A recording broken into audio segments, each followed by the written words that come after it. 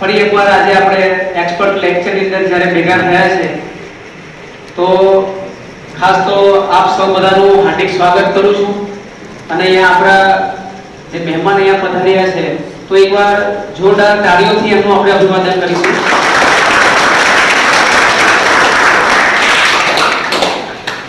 Electrical department અને college દ્વારા અવારનવાર આપણા ઇલેક્ટ્રિકલ ડિપાર્ટમેન્ટની અંદર એક્સપર્ટ લેક્ચરનું આયોજન થતું હોય છે. તો આજે પણ ઇલેક્ટ્રિકલ ડિપાર્ટમેન્ટ દ્વારા આ એક સરસ મજાનું આયોજન થયું છે જેનો વિષય છે એસી મશીન. જો મારે એક શબ્દની અંદર મશીનની વ્યાખ્યા મારે કેવી હોય તો કહી શકાય કે માણસના મુશ્કેલ કામને સરળ બનાવે એ મશીન. આપણે આપણા રોજિંદા જીવનની અંદર ઘણી બધી જગ્યાએ મશીનનો ઉપયોગ કરીએ છીએ. મશીન દ્વારા માણસને દિશા અને ગતિ બંને મળી છે. આપણે જાણીએ છીએ આપણે મશીન દ્વારા ઘણા બધા મુશ્કેલ કામોને સરળ બનાવી આજે માણસ ચંદ્ર પર પહોંચી ગયો છે. એની પાછળનું કારણ મશીન છે. ઘણા બધા પ્રકારના મશીનોનો ઉપયોગ આપણે કરીએ છીએ જેની અંદર ઘણી બધી એનર્જીથી એ મશીનો ચાલતા હોય છે. ઇલેક્ટ્રિકલ એનર્જી હોય, મિકેનિકલ એનર્જી હોય, કાઇનેટિક એનર્જી હોય, એ ઘણી બધી એનર્જીનો આપણે ઉપયોગ કરતા હોઈએ છીએ. તો આજે આપણી સમક્ષ અહીંયા એક્સપર્ટ લેક્ચરની અંદર જે મહાનુભાવ પધાર્યા છે તો આપણે સૌપ્રથમ તો એમનું સ્વાગત કરીશું. તો હું એચઓડી સરને વિનંતી કરું છું કે તેઓ આજે જે મહાનુભાવ પધાર્યા છે તો એમનું સ્વાગત પુષ્પગુચ્છથી કરશે અને આપણે જોરદાર તાળીઓથી એમને ફરી એકવાર આપણે અભિવાદન કરશું.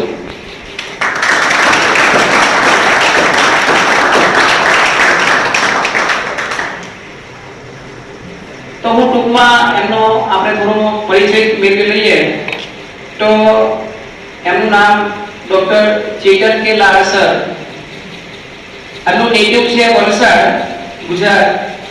એમનું કરંટ જે રહેઠાણ છે રેસિડેન્શિયલ છે અત્યારે પોતે સુરતમાં રહે છે. એજ્યુકેશનની જ્યારે વાત કરીએ આપણે તો મોરબી એલી કોલેજની અંદર પોતે ડિગ્રી થયેલા છે 2000 સાલની અંદર. એમટેક પોતે થયેલા છે ઇન્ડસ્ટ્રીયલ ઇલેક્ટ્રોનિક્સ એસડીએનઆઈટી સુરત 2010 ની સાલની અંદર. પોતે પીએચડી થયેલા છે specialisation four PLC motor drive એસડીએનઆઈટી college Surat 2019 ની અંદર. એમના પોતાના 3 પબ્લિકેશન પણ છે. આપણે જ્યારે એક્સપિરિયન્સની વાત કરીએ, અનુભવની જ્યારે વાત કરીએ તો એમણે સીકે પીઠાવાલા કોલેજની અંદર એન્જિનિયરિંગ ટેકનોલોજી સુરત 2001 થી પોતે ત્યાં કાર્યરત હતા અને 23 વર્ષ સુધી એમને ટીચિંગનો એક્સપિરિયન્સ છે. એમની વિશિષ્ટ આપણે સિદ્ધિઓ જો જોઈએ તો ઇલેક્ટ્રિકલ મશીન્સ, પાવર ઇલેક્ટ્રોનિક્સ અને ઇલેક્ટ્રિકલ ડ્રાઇવ્સ એની અંદર પોતે ખૂબ જ ઊંડા ઉતરી અને ખૂબ જ શું કહેવાય કે એમને સારી એવી સિદ્ધિઓ મેળવી છે. અને અત્યારે હાલ પોતે જે પોઝિશન ઉપર છે એની જ્યારે આપણે વાત કરીએ તો assistant professor and head electrical engineering department, faculty incharge, cultural activities, vice president, community outreach and social activities ની અંદર પણ પોતે કાર્યરત છે. તો અહીંયા આગળ આપણને ખબર પડે કે આ વિષયની અંદર પોતે ખૂબ જ ઊંડા ઉતરેલા છે. 23 વર્ષનો બહોળો અનુભવ છે અને જ્યારે આપણે આ ફિલ્ડમાં આગળ વધી રહ્યા છે ઇલેક્ટ્રિકલની અંદર ત્યારે આપણે કયા મશીનમાં આગળ વધવાનું છે એની વિશેષ વાત આપણને સર કરશે. તો જેમાં આપણે સ્નાતક થવા જઈ રહ્યા છે, જેની અંદર આપણે ઊંડા ઉતરવાનું છે, જેની સાથે આપણે કામ લેવાનું છે, જેની સાથે આપણે આપણું કેરિયર બનાવવાનું છે, એનું વિશેષ માર્ગદર્શન આપણને ડોક્ટર ચેતન સર આપશે. હું હવે વધારે સમય ન લેતા એવા અનુભવી અને આ વિષયમાં નિષ્ણાત સરને હું રિક્વેસ્ટ કરીશ કે આપણને એમનું અનુભવ સભર એ માર્ગદર્શન આપણને પ્રદાન કરે. Doctor Chetan sir.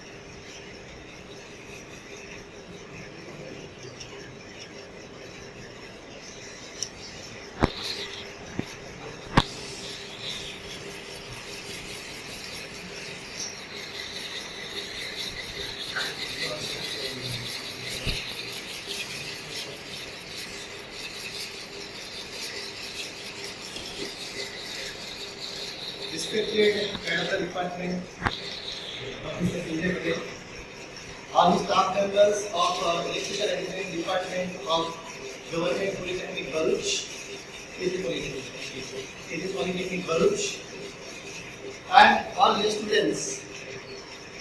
Am I audible at last bench? છેલ્લે સુધી અવાજ સંભળાય છે મારો? ફાઇન? હા, એટલે મને માઇકની જરૂર નથી. તો હોપફુલી ઓછો સંભળાય તો મને જરા જણાવજો. બીજી કોઈ વાતો કરવા પહેલા જ આપણે આજના ટોપિક પર આવીએ. Our today's topic of discussion is the applications of AC machines. Lecture શરૂ કરીએ તે પહેલા હું તમારી પાસે કંઈક જાણવા માંગીશ સ્ટુડન્ટ્સ પાસેથી. હમણાં તમે ચોથા સેમેસ્ટરમાં છો, રાઈટ? ત્રીજા સેમેસ્ટરમાં તમે ઇલેક્ટ્રિકલ મશીન સબ્જેક્ટ ભણ્યા છો? ફાઇન. કયા કયા ટોપિક આવતા હતા આ સબ્જેક્ટમાં ત્રીજા સેમેસ્ટરમાં? DCMT, DC machines and transformers. Fine. અને ચોથા સેમેસ્ટરમાં પણ મશીન્સ આવતું હશે. AC machines, DC machines માં શું આવે છે? Induction motor and alternator, right? So here we are going to discuss the applications of AC machines. These are the presentation outline. Classification of AC machines, classification of transformers, application of transformers, classification of AC rotating machines, and applications of rotating machines. Now, AC machines basically આપણે બે પાર્ટમાં classify કરી શકીએ. એક છે static AC machines અને બીજા છે rotating AC machines. Static શબ્દ જેવું કહે છે કે જે ફરતું નથી, માત્ર સ્ટેશનરી છે, આવું મશીન જે સ્ટેટિક AC machines છે. અને AC સિસ્ટમ, AC મતલબ અલ્ટરનેટિંગ કરંટ સિસ્ટમ પર વાત કરે છે. બીજું રોટેટિંગ મશીન, નામ જ સજેસ્ટ કરે છે જેમાં રોટેશન છે, કંઈક ફરે છે, બરાબર? તમે ઓલરેડી સ્ટેટર નોઝલ આ બધું ભણી ગયા હશો એટલે આખો ખ્યાલ તમને હશે. તો એના પ્રમાણે AC મશીન્સના બેઝિક ક્લાસિફિકેશન છે static machines and rotating machines. સ્ટેટિકમાં આવે છે ટ્રાન્સફોર્મર. રોટેટિંગ મશીન્સમાં બે ટાઈપ છે, asynchronous machines and synchronous machines, right? સૌથી પહેલા આપણે સ્ટેટિક મશીન્સ એટલે કે ટ્રાન્સફોર્મર વિશે થોડું જાણવાનો પ્રયત્ન કરીએ. ચાલો, ટ્રાન્સફોર્મર કેટલા જણાએ જોયું છે? જરા હાથ ઊંચો કરો.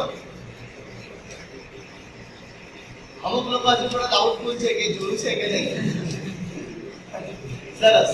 હું બે ત્રણ જણાને પૂછીશ. Please stand up. હા, તમે ઉભા થઈ જાઓ. તમે કયા ટ્રાન્સફોર્મર જોયું છે? એડમિન બિલ્ડિંગની પાછળ જોયું છે. Very good. એ ટ્રાન્સફોર્મરને કયું ટ્રાન્સફોર્મર કહેવાય? Pole mount transformer. Very good. Sit down please. આ બાજુ પાછળ કોઈ કે હાથ ઊંચો કરી દો પ્લીઝ. Stand up. તમે ટ્રાન્સફોર્મર જોયું છે? ક્યાં જોયું છે? ઘરની સોસાયટીની, આપણી સોસાયટીની બહાર મૂક્યું હોય, એપાર્ટમેન્ટ્સમાં મૂક્યું હોય, બરાબર? ગામમાં હોય તો ગામનું પડ્યું એક સ્ટોર થતું હોય ત્યાં મૂક્યું હોય, બરાબર છે? ફાઇન. શા માટે મૂક્યો? પર્પઝ જણાવશો? ઓકે,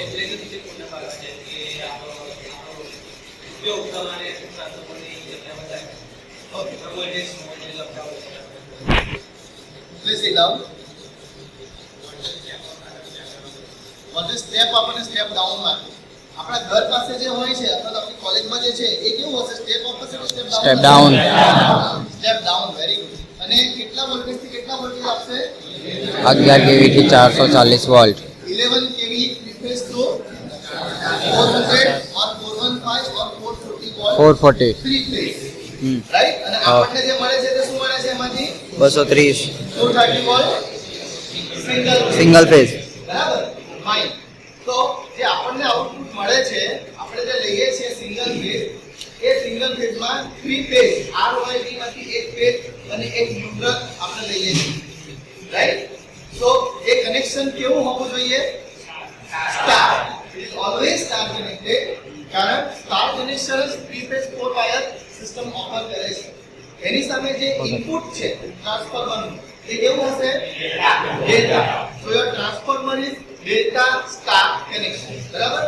એને નોર્મલી YD તરીકે ઓળખાય. Y એટલે સ્ટાર, D એટલે ડેલ્ટા, અને ત્યાર પછી એનો વેક્ટર ગ્રુપ્સ હોય છે YD1, YD11. YD0 પોસિબલ છે? ના. YD6 પોસિબલ છે? ના. ફાઇન.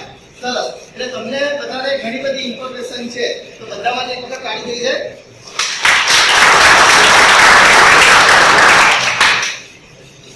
આપણે થોડી એનર્જી બનાવીને રાખીશું, હા ને? એનું કારણ છે બપોરનો સમય થયો એટલે ભૂખ લાગી હશે. વિડિયો ઉતારવા અને કોઈકની એવું હશે કે હવે એક્ઝેક્ટ થવાનું તો ખાઈ લીધું હશે. બરાબર? તો આપણે ભૂખ લાગે તો પણ લેક્ચર એટેન્ડ કરવાનો છે, અને ઊંઘ આવે તો ઊંઘવાનું છે નહીં, ઊંઘવા નહીં દઈશું, ચિંતા નહીં કરવી.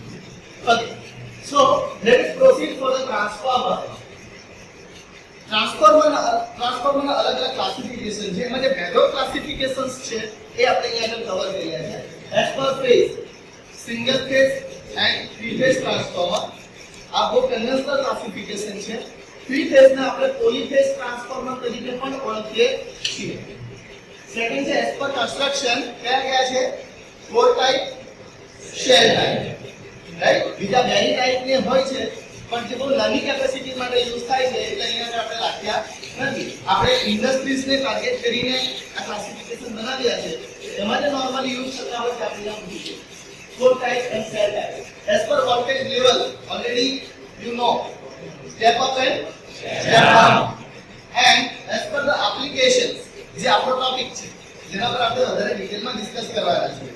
So as per applications, transformers are classified as distribution transformer, power transformer, instrument transformer, welding transformer, rectifier transformer, furnace transformer. આમાંથી કેટલાક તમે સંભાળ્યા હશે. નવું કયું છે? Furnace rectifier transformer, furnace transformer. એટલે તમારા માટે નવું હશે, હા. અલગ હશે, right? Fine. So let us proceed. Working principle of transformer. આપણને ખબર છે transformer works on the principle of mutual induction, right? Flux produced by the primary winding linked with the secondary winding, EMF induced in the secondary winding, and power is delivered to the electrical load through secondary winding. But the significance of the transformer is it offers electrical isolation between two circuits. જે ટ્રાન્સફોર્મરની સૌથી મોટી ખાસિયત છે કે બે electrical સર્કિટની વચ્ચે આઇસોલેશન ઓફર કરે છે.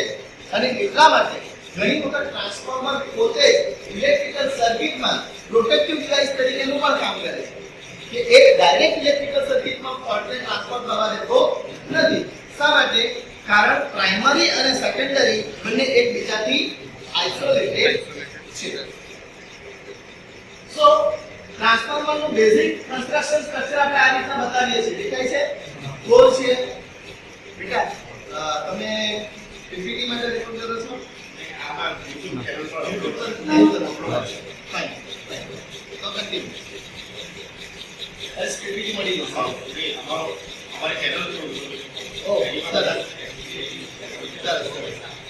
So normally ટ્રાન્સફોર્મર ને આપણે આ રીતે રિપ્રેઝન્ટ કરીએ છીએ. પ્રાઇમરી વાઇન્ડિંગ અને સેકન્ડરી વાઇન્ડિંગ. ટ્રાન્સફોર્મર નો કોર છે, these are the limbs, અને આરા છે એ યોક છે, રાઈટ? જે આપણને નોર્મલી ખબર છે. આપણે પ્રાઇમરી ને સપ્લાય આપીએ, સેકન્ડરી માંથી આઉટપુટ લઈએ. આ નોર્મલ કન્ફિગરેશન છે, પણ એક્ચ્યુઅલ ટ્રાન્સફોર્મર માં અરેન્જમેન્ટ આવી હોતી નથી. હિયર યુ કેન સી આ three phase four type transformer છે. અહીંયા તમને RYB ત્રણ ફેઝના કોર દેખાય છે, પણ દરેક ફેઝના બંને winding, primary winding as well as secondary winding એક જ લિંક પર છે. અંદરની સાઈડ LV વાઇન્ડિંગ છે અને બહારની સાઈડ HV વાઇન્ડિંગ છે. હંમેશા ટ્રાન્સફોર્મરમાં સ્ટ્રક્ચર કેવી રીતનું હોય? ટ્રાન્સફોર્મર કોર, ત્યાર પછી LV વાઇન્ડિંગ, ત્યાર પછી HV HV વાઇન્ડિંગ અને દરેક લેયરની વચ્ચે ઇન્સ્યુલેશન અરેન્જ કરવામાં આવે છે. રાઈટ? સેમ અહીંયા આગળ સેલ ટાઇપ ટ્રાન્સફોર્મર છે.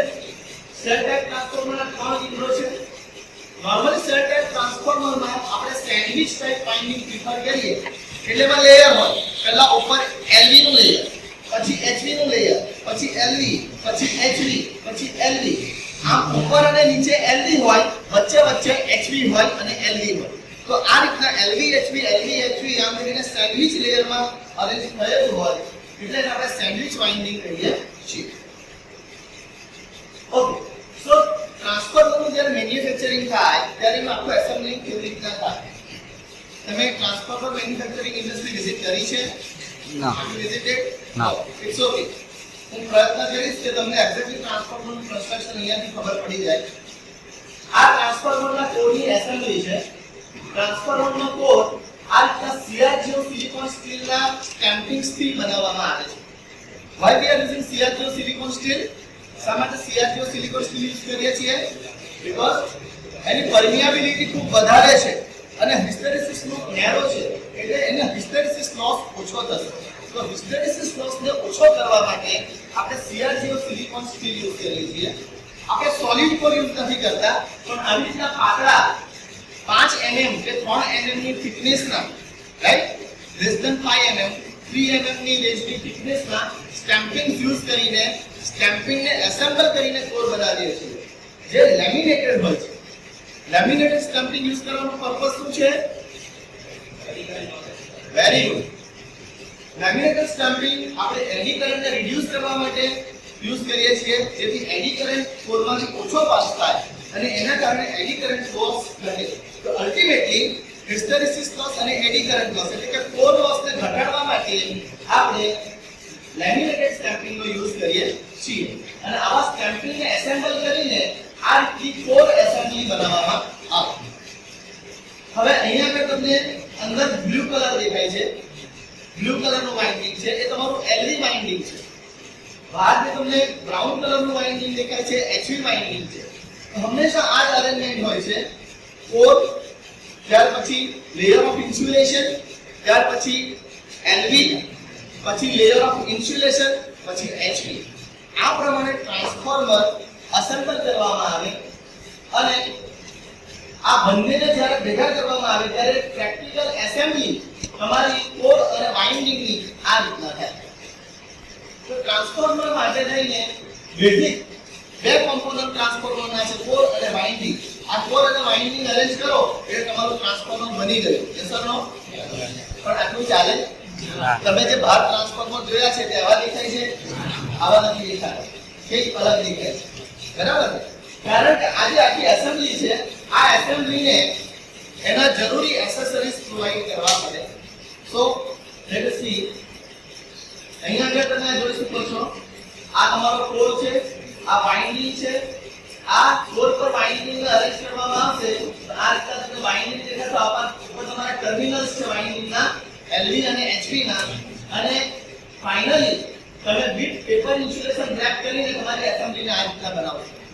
આ એસેમ્બલી બન્યા પછી એમાં વાર્નિશિંગની પ્રોસેસ થાય, ઓવનિંગ એટલે કે ડ્રાઇંગની પ્રોસેસ થાય. આખી એસેમ્બલી બહાર આવે ત્યાર પછી ફરીથી એની ઇન્સ્યુલેશન ટેસ્ટ થાય. ઇન્સ્યુલેશન ટેસ્ટ કર્યા પછી આખી એસેમ્બલીને ટ્રાન્સફોર્મર ટેન્કમાં મૂકવામાં આવે. આખી ટેન્કને ઓઇલથી ફિલ અપ કરવામાં આવે. બરાબર? ઓઇલથી ફિલ અપ કર્યા પછી એમાં ટર્મિનલ્સ બહાર કાઢીને બુશિંગ્સ લગાવવામાં આવે. કન્ઝર્વેટર ટેન્ક લગાવવામાં આવે. કન્ઝર્વેટર ટેન્ક અને મેઇન ટેન્કની વચ્ચે બુકર રિલે લગાવવામાં આવે. આ બધું સાંભળ્યું છે? રાઈટ? જોવું છે? સર લિંક છે જરા ક્લિક કરો.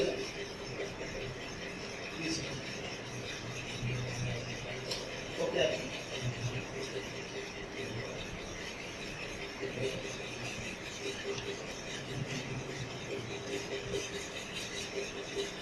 ઓકે. સો ટ્રાન્સફોર્મરનું કન્સ્ટ્રક્શન જોવાનો પ્રયત્ન કરીએ.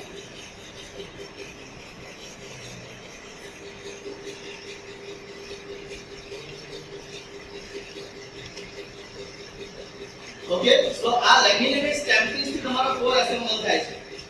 ખ્યાલ આવે છે? તો ઇન્ડિવિડ્યુઅલ સ્ટેમ્પિંગ્સ થી આ કોર એસેમ્બલ થાય છે. અહીંયા હજી તમને કોર રેક્ટેંગલ દેખાશે. પ્રેક્ટિકલ ટ્રાન્સફોર્મરમાં સ્ટેપ કોર હોય છે, જેથી તમારું વાઇન્ડિંગ નો ડાયામીટર ગોળ થઈ શકે. So here you can see the core with the CR0 silicon steel stampings.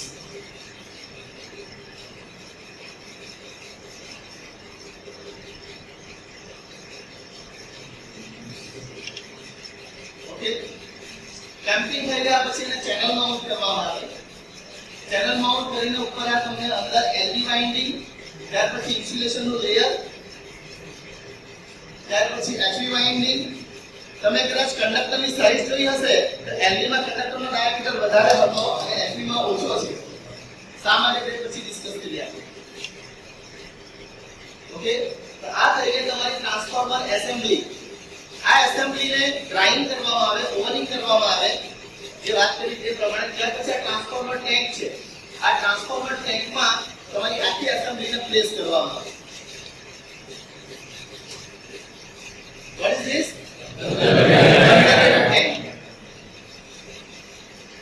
Okay. Oil indicator. શું છે? બ્રેઝર. ઘણામાં ઉપર મૂક્યું હોય, ઘણામાં નીચે ટ્રાન્સફોર્મર ટેન્ક સાથે પણ મૂક્યું હોય છે. વચ્ચે બુકોઝ રિલે છે. Okay, this is bukose relay. Okay, it is filled with the oil. You can see.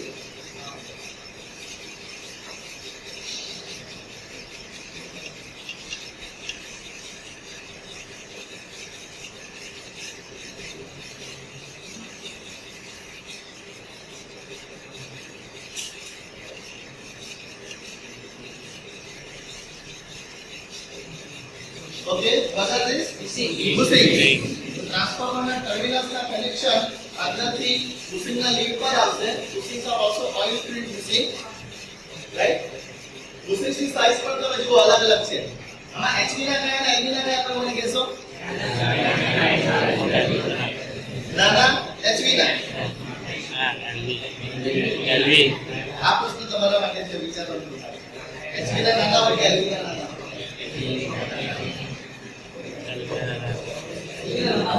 અને સાથે સાઈઝ પણ તમારે ચેક કરવાની કે બે બુશિંગ સ્ટ્રક્ચરનું ગેપ કેટલું છે. ઓકે, ઓવરફ્લો ડાયાગ્રામ હતો પેલો જે હતો એ. ઓકે, આ શું છે? Radiator pins. Radiator pins with the fans, so air force cooling, right? Air force oil natural. Temperature gauge તમારો ઓઇલ નું ટેમ્પરેચર ઇન્ડિકેટ કરશે.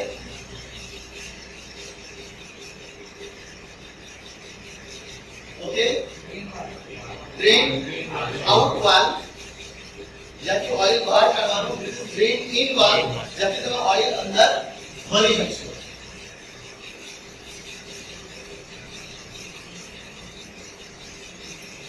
Okay, so you can C આખી એસેમ્બલી તમને દેખાય છે અંદરથી. Entire tank is field with the oil. આખી tank તમારી ઓઇલ થી ફિલ થઈ ગઈ. નોટ ઓન્લી ધેટ, હજી ઓઇલ ક્યાં સુધી જશે? રેગ્યુલેટર ટેન્ક કેટલી ભરવાની છે? અડધી. 50%. સી 50% ભરી છે, રાઈટ?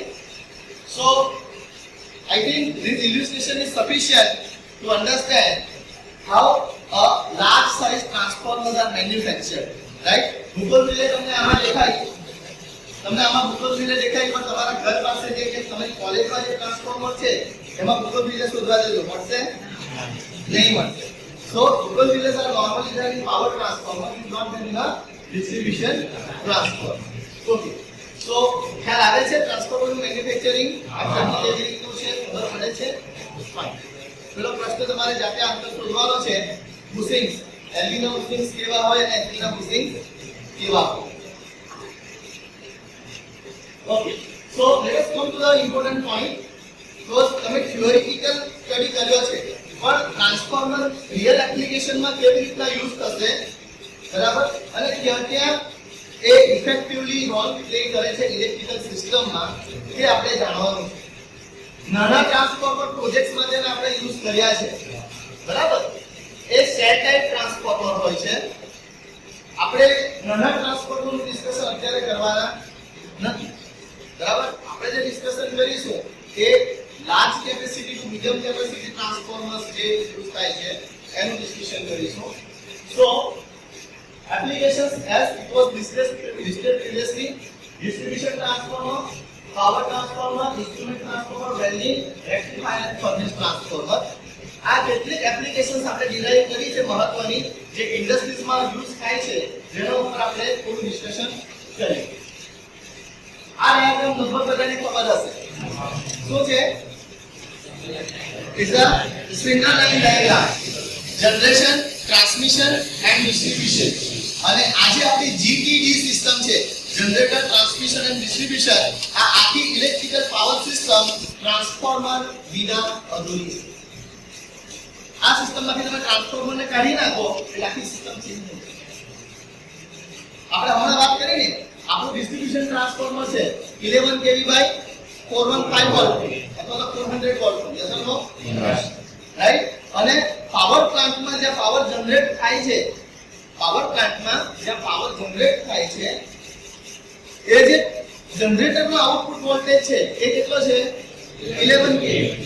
બરાબર. જનરેટેડ વોલ્ટેજ પણ 11 kV. ડિસ્ટ્રીબ્યુશન ટ્રાન્સફોર્મર પર જે ઇનકમિંગ આવ્યા એ પણ 11 kV. તો પછી ડાયરેક્ટ 11 kV ની ટ્રાન્સમિશન લાઈન લાવી આપે તો ચાલે કે નહીં? ચાલે ના. પછી આપણે આ 200 kV કરીએ, 440 kV કરીએ, 400 kV કરીએ. લાર્જેસ્ટ કેપેસિટી કેટલી છે ટ્રાન્સમિશન સિસ્ટમની ઇન્ડિયામાં અત્યારે ખબર છે? લાર્જેસ્ટ ટ્રાન્સમિશન લાઈન કેટલા kV ની છે? 400 kV 800 kV 765 kV. ઇન્ડિયામાં લાર્જેસ્ટ ટ્રાન્સમિશન વોલ્ટેજ કેટલા છે? 765 કિલોવોલ્ટ. 765 kV ની ટ્રાન્સમિશન નેટવર્ક ઇન્ડિયામાં એસ્ટાબ્લિશ થઈ ગયા છે. બરાબર છે. વોલ્ટેજ આપણે શા માટે વધારીએ? વોલ્ટેજ વધારીશું તો તમારો ટ્રાન્સમિટિંગ કરંટ ઘટશે, અને જો ટ્રાન્સમિટિંગ કરંટ ઘટશે તો I square R loss તો ઘટશે. તમારો ટ્રાન્સમિશન લોસીસ ઘટશે.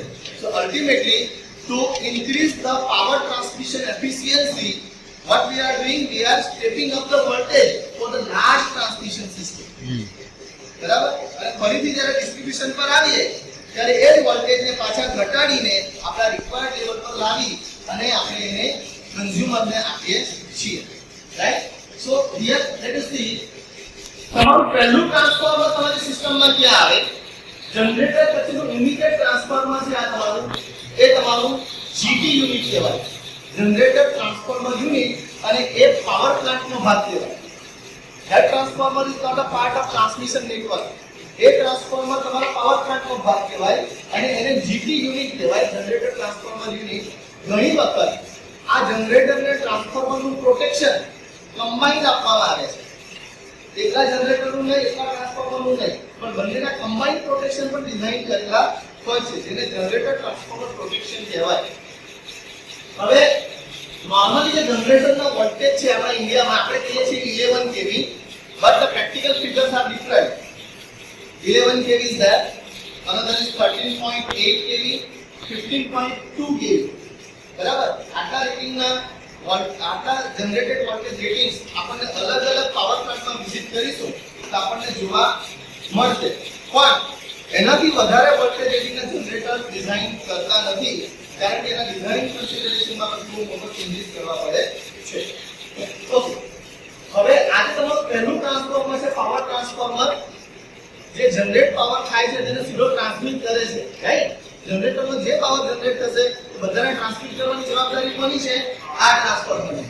That is normally 11 kV to 220 kV અને 11 kV to 400 kV, અને જો ડાયરેક્ટ 765 kV ની સિસ્ટમ ચાલુ થતી હોય તો 11 kV to 765 kV. ત્યાંથી જે તમારું આઉટપુટ આવે અને તમારું જે પહેલું સ્વિચયાર્ડ આવે ત્યાં પાવર પ્લાન્ટમાં એ પહેલું સ્વિચયાર્ડ આવે ત્યાંથી તમારી ટ્રાન્સમિશન નેટવર્ક, તમારી ટ્રાન્સમિશન સિસ્ટમ શરૂ થાય. બરાબર છે. ટ્રાન્સમિશનમાં પણ બે પાર્ટ છે, એક પ્રાઇમરી ટ્રાન્સમિશન અને બીજું સેકન્ડરી ટ્રાન્સમિશન. તો અહીંયા આગળ આપણે જોઈએ કે ટ્રાન્સમિશન નેટવર્કમાં સબસ્ટેશન્સ હોય છે. સબસ્ટેશન કેટલા રેટિંગના હોય? ઇનકમિંગ 400 kV, 220 kV और 765 kV જે લખ્યા નથી. એના આઉટગોઈંગ કેટલા હશે? 220 kV, 132 kV, 66 kV. તો કોઈ પણ સબસ્ટેશનમાં ઇનકમિંગ લાઈન હોય અને આઉટગોઈંગ લાઈન હોય. સબસ્ટેશન વિઝિટ કર્યા છે તમે? Have you visited substation? હજી બાકી છે. Okay fine. સબસ્ટેશન વિઝિટ કરો તો ત્યાં આગળ એવો પ્રશ્ન પૂછવાનો કે આ સબસ્ટેશન કેટલા કેવી નું છે. જે હાયર વોલ્ટેજ હોય તે વોલ્ટેજ થી સબસ્ટેશન ઓળખાય. હાયર વોલ્ટેજ 220 કેવી હોય તો 220 કેવી સબસ્ટેશન કહેવાય. 66 કેવી હોય તો 66 કહેવાય. બરાબર છે. પણ એની ઇનકમિંગ લાઈનના વોલ્ટેજ અલગ હોય, આઉટગોઈંગ ના અલગ હોય. અને આપણે એ પણ પૂછવાનું ઇનકમિંગ ક્યાંથી આવે છે અને આઉટગોઈંગ ક્યાં જાય છે. બરાબર. સબસ્ટેશન પછી એક લેવલ એવું આવે જ્યાંથી તમારે કન્ઝ્યુમર્સને પાવર આપવાનો છે. તો કન્ઝ્યુમર્સને પાવર ફીડ કરવા પહેલા જે એક સિસ્ટમ છે એ સિસ્ટમને આપણે ફીડર તરીકે ઓળખીએ છીએ. So here is the feeder. ફીડરના ઇનકમિંગ નોર્મલી 66 કેવી હોય અને 66 કેવી થી 33 કેવી, 22 કેવી, 11 કેવી. અને સપોઝ તમે ભરૂચના કોઈ નિયર બાય સબસ્ટેશનમાં જશો, 66 કેવી સબસ્ટેશન હશે, એના પર બે ત્રણ જગ્યાએથી 66 કેવી ની લાઈન આવતી હશે ઇનકમિંગ. પછી આઉટગોઈંગ માં તમે સબસ્ટેશનમાં જશો એટલે તમને પેનલ દેખાશે. પેનલ પર લખ્યું હશે 11 કેવી ઝઘડિયા ફીડર.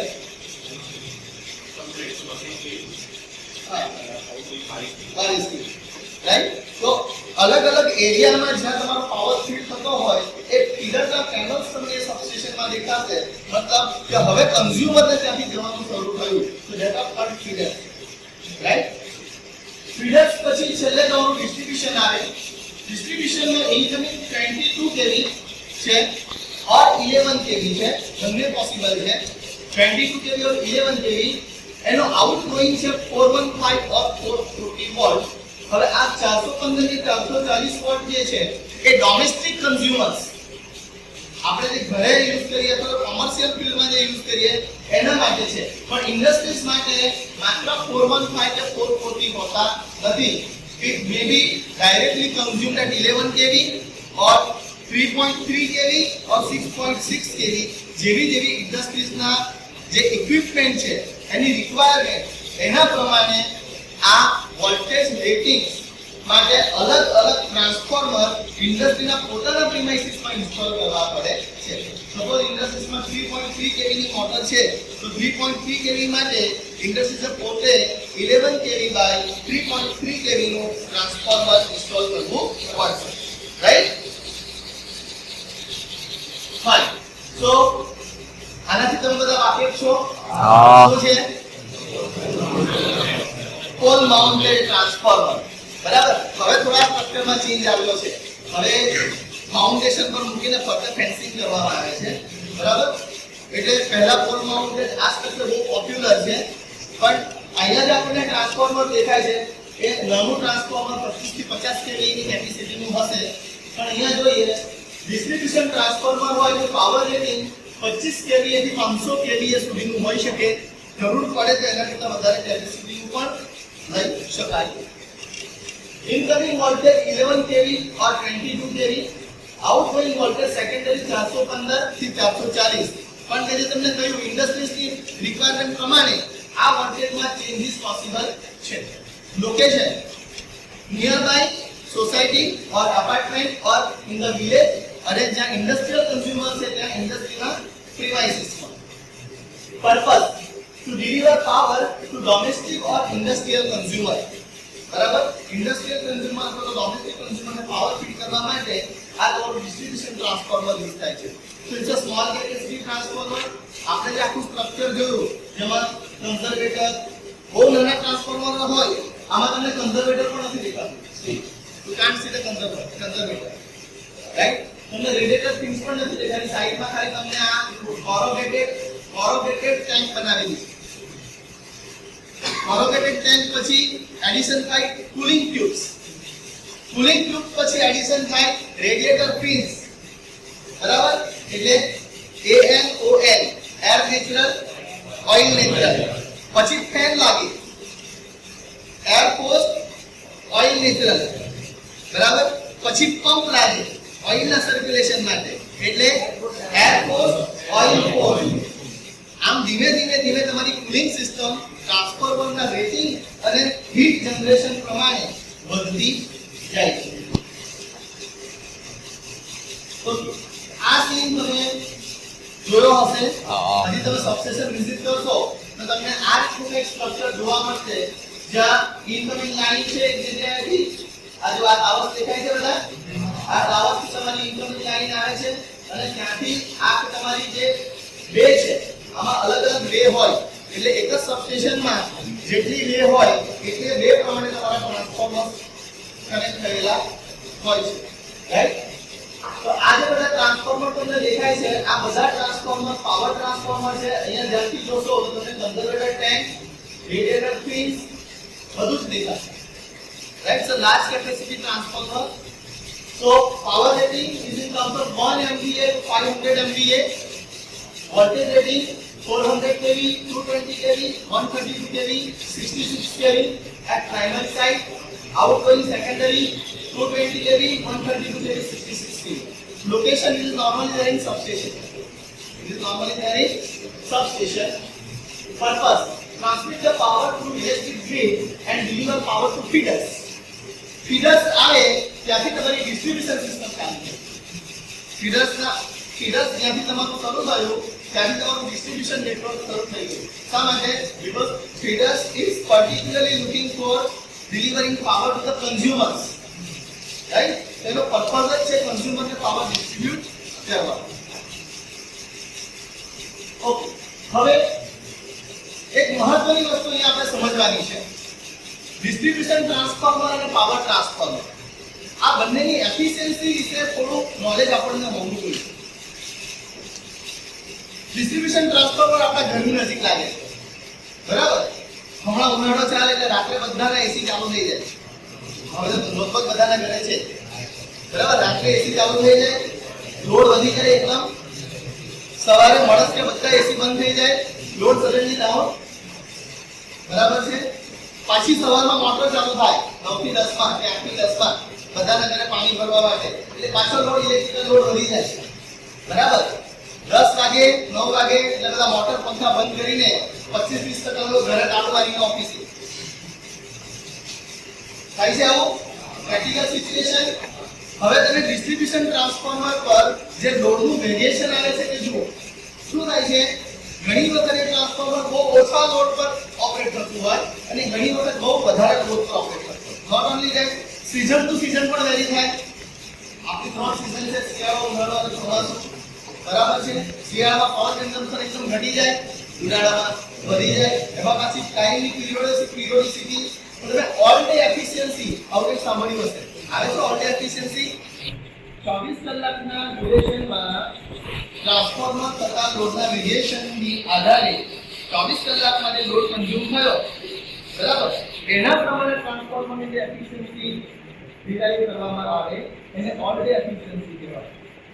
એટલે ડિસ્ટ્રીબ્યુશન ટ્રાન્સફોર્મર એવું છે જેના ઉપર લોડનું વેરિએશન લાઇટ લોડ એટલે કે 15-20% લોડથી લઈને તે 90-95% સુધી જાય છે. જ્યારે જે પાવર ટ્રાન્સફોર્મર છે જે સબસ્ટેશનમાં યુઝ થાય એ નોર્મલી હેવીલી લોડેડ હોય અને એ નોર્મલી 80% કરતાં વધારે લોડેડ હોય. એ લો લોડ પર લાઇટ લોડ કન્ડિશનમાં ઓપરેટ થતા જ નથી. તો જ્યારે ટ્રાન્સફોર્મરની ડિઝાઇન કરવામાં આવે ત્યારે ટ્રાન્સફોર્મરની ડિઝાઇન એવી રીતે કરવામાં આવે જેથી કરીને જે ડિસ્ટ્રીબ્યુશન ટ્રાન્સફોર્મર છે એ એવી રીતે ડિઝાઇન થાય જેથી એની એફિશિયન્સી 50% લોડ પર મેક્સિમમ બને. આ એફિશિયન્સી કર્વ છે, બરાબર? આ એફિશિયન્સી આ બાજુ લોડ છે. તો એફિશિયન્સી ટ્રાન્સફોર્મરની ડિઝાઇન એવી રીતના કરીશું જેથી કરીને લોડ જેમ વેરી થશે તેમ એફિશિયન્સી વધે છે. 50% લોડ જ્યારે આવશે ત્યારે તમારે ટ્રાન્સફોર્મરની એફિશિયન્સી મેક્સિમમ અહીંયા આગળ મળશે. હવે નોર્મલી ટ્રાન્સફોર્મરની ફૂલ લોડ પર એફિશિયન્સી કેટલી હોય? Around 96%. Transformer is very high efficiency equipment. ટ્રાન્સફોર્મરની એફિશિયન્સી બહુ વધારે હોય છે. તો અરાઉન્ડ 95 to 96% એફિશિયન્સી તમને ફૂલ લોડ પર મળે. તો સપોઝ તમે અહીંયા એઝ્યુમ કરો કે અહીંયા મેક્સિમમ એફિશિયન્સી 98% છે, 50% હોય. હવે તમે 20% બધે આજુબાજુ જતો એટલે કે આમાંથી 70% જતો કે આમાંથી 30% આવશે. યુ કેન સી તમને એફિશિયન્સી કંઈક આ રેન્જમાં મળશે. right? So you are getting sufficiently high efficiency. Sufficiently high efficiency. So transformer પર થતા લોડના વેરિએશનને ધ્યાનમાં લઈને ડિસ્ટ્રીબ્યુશન ટ્રાન્સફોર્મર એવી રીતે ડિઝાઇન કરવામાં આવે છે જેથી એની એફિશિયન્સી 50% લોડ પર મેક્સિમમ મળે. તેની સામે પાવર ટ્રાન્સફોર્મર છે એ એવી રીતે ડિઝાઇન થાય જેથી એની એફિશિયન્સી 85% લોડ પર વધારે મળે, મેક્સિમમ મળે. Right? Because already I told you તમારું આજે ટ્રાન્સફોર્મર છે એની ઓપરેટિંગ રેન્જ કેટલી છે? 80% થી 100%. તે આવા તો આવવાનું જ નથી. You can see આ ઝોનમાં પાવર ટ્રાન્સફોર્મરની એફિશિયન્સી બહુ ઓછી છે, પણ એ આ ઝોનમાં ઓપરેટ નહીં કરશે. એટલા ઓપરેટ કરશે આ ભાગમાં ઓપરેટ કરશે. બરાબર? 80% થી 90% કે 100% ની રેટમાં ઓપરેટ કરશે. તો ટ્રાન્સફોર્મરને એપ્લિકેશન પ્રમાણે ટ્રાન્સફોર્મર ડિઝાઇન પણ થાય છે. એટલે જ્યારે તમે ટ્રાન્સફોર્મરનો ઓર્ડર આપો મેન્યુફેક્ચરિંગ કંપનીને, ત્યારે ત્યાં તમારે ક્લેરિફાઈ કરવું પડે બિંગ અ યુઝર તમે ડિસ્ટ્રીબ્યુશન ટ્રાન્સફોર્મર એ કરવા માંગો છો કે પાવર ટ્રાન્સફોર્મર, અને અકોર્ડિંગલી તમારા લોડના વેરિએશન પ્રમાણે કયા લોડ પર એફિશિયન્સી મેક્સિમમ હોવી જોઈએ એ ડિઝાઇન થાય છે.